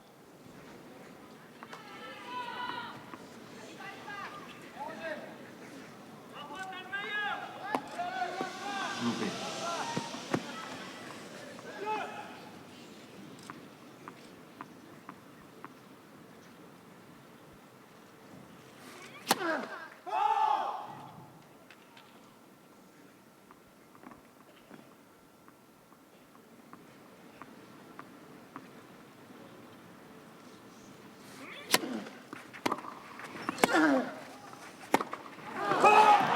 C'est dommage, Nadal. 3 manches à 2, 7-5, 7-6, 5-7, 6-1. Quite an incredible effort from 2 marvellous athletes, and it was the king of play that comes through again. Nadal. He turned 25 just 2 days ago, and he's won this title a record 6 times. It equals Bjorn Borg's 6 titles here, and it takes him to 10 Grand Slams. Is he the best player ever on clay? He certainly mounts a strong argument, Fred, and we'll find out next year. We'll probably come back to win 7, and then we can say with absolute certainty that he is. But Fred, you know, great champions. They've got a lot of character, haven't they? They've got all the pressure on their shoulders. He's always the favourite when he comes here at the French Open, and I think he showed that pressure. He showed he was fallible at times during the tournament. But at the end of the day, and we'll go back to that word, he's absolutely relentless. But full marks to Federer in screen. This, in my opinion, was his best French Open campaign. I know he's won it here before, but he played adventurously and he took his chances, and he really, I mean, the match of the tournament was Federer v Djokovic, and he gave us a lot of entertainment, but maybe just falling short in the end to the athleticism and stubbornness of Nadal. And Nadal coming in here at the press conference, he had to explain a few things, as did Uncle Tony, say, well, I'm not playing my best, and he wasn't. He was very honest with them, but Grand Slams are over 2 weeks, and you peak at the right time, and he's certainly done that in the last couple of days. Yeah, I don't think everything was well in the Nadal camp leading into this year's French Open title. Finaliste des Internationaux de France 2011, Roger Federer.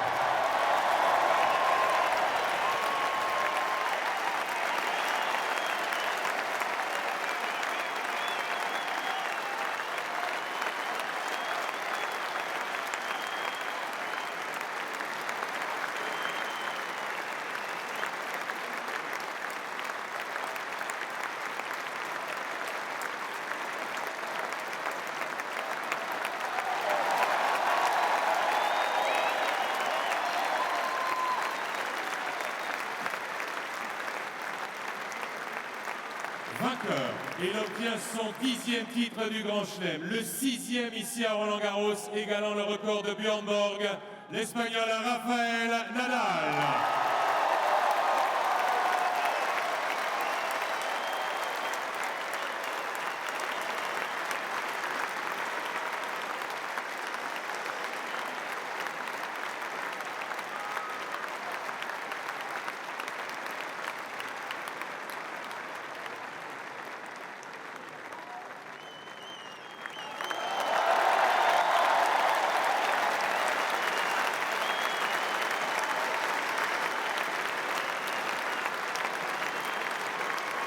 Mesdames, Messieurs, en l'honneur du vainqueur, l'hymne national espagnol.